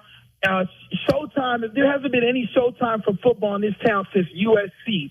And you got to put Matt Leinart up there in that conversation with Tim Tebow. 2 championships, 2 national championships, 1 Heisman Trophy won. Redefined Showtime football with Reggie Bush and my boy Lendale White. I was personally there with Steve Smith, Dwayne Jarrett, Mike Williams. I mean, we had guys who couldn't even get on the field. I mean, it was like Showtime out there. I remember being there at the game, 66-15 with Maurice Jones-Drew for UCLA Mercedes Lewis, and they still couldn't even get close to him. Matt Leinart was out there throwing dimes, and if you look at 2 of the best college football games of all time, Matt played in them, Texas and Notre Dame with the Bush push.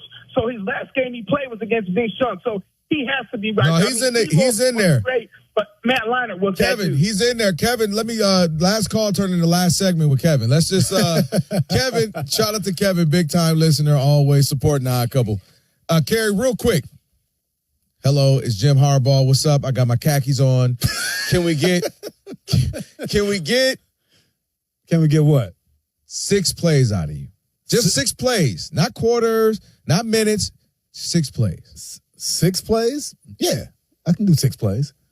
As long as I'm back in the deep part of the field and I don't have to tackle anybody. You might have to tackle. I don't know. It's 6 plays. We're playing the Ravens. Who I got to tackle, Lamar? And Derrick Henry or Lamar. They're going to make me retire again quick. I ain't playing around. Which part of your body breaks down first? I'm gonna fall before I get there, Rob. I'm not gonna even get there. Covering or tackling, what would be harder? Oh, tackling for sure. All right. Yeah. Good stuff, man. Good show. Absolutely, the Jason Smith Show with Mike Harmon is coming up next. I never miss your radio show. I never hear it, so I never miss it. Did you hear that?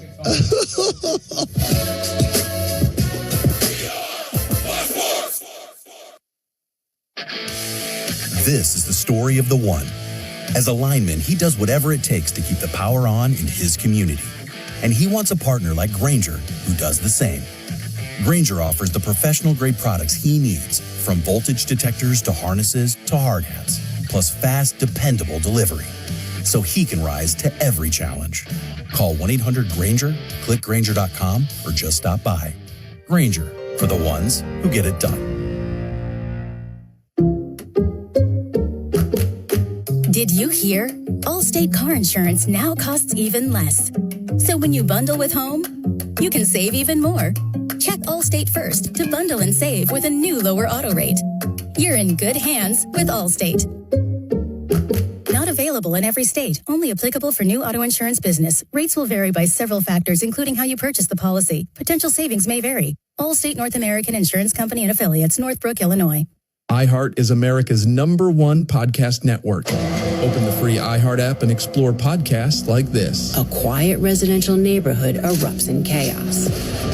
Carmine Galante, the feared boss of the Bonanno crime family, lies dead, his cigar still clutched between his teeth. Masked men walked into Joe and Mary's luncheonette in Brooklyn today and gunned down Carmine Galante, a man believed to be the most powerful mafia chieftain in the country.